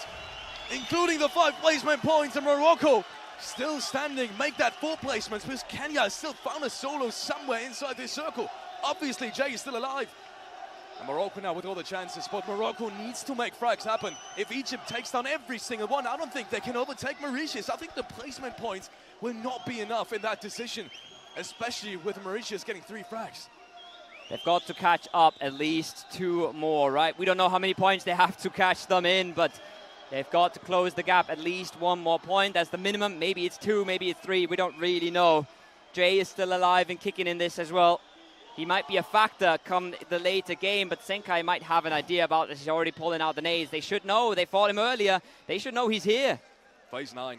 Be reminded, ladies and gentlemen, phase 9. That means Succeed's going to have to move into the very center of it. Senkai's got the best spot in the circle right now. Morocco has got the position to make this happen, but it's going to need so much. Succeed be found! Marshall takes him down. 4 shots, and not a chance in hell he's going to be able to cross the distance to get revived. They equalize things. Morocco, they're on the brink of making something magical happen. 2 frags now. They just need 4 more. They just need to do whatever they can. Don't forget about the solo. Do the impossible. They've lost so many fights versus Egypt before. This is the one that counts. This is the one that decides it all. The crowd's going mental in the background. They know what they want to happen. But it's a lot easier said than done. So many angles for the Egyptian squad. It's going to get so hard. The Blues already on their back. Couple more seconds until Egypt is going to have to move. Couple more seconds. First shots are coming in. Again, has found the first bit of damage. Who's really going to be able to get the first one? It's Senkai going down. A couple of shots from J2. Senkai, Marshall, both not. Carryman suddenly the last player standing. Is this the qualification being taken out of their heads? Jay goes down. It might change everything. But in the end, it's Egypt plowing through 2 eliminations. 2 eliminations and a second place. That means 8 points. And Mauritius has got somewhere in that distance as well. How fast was that ending?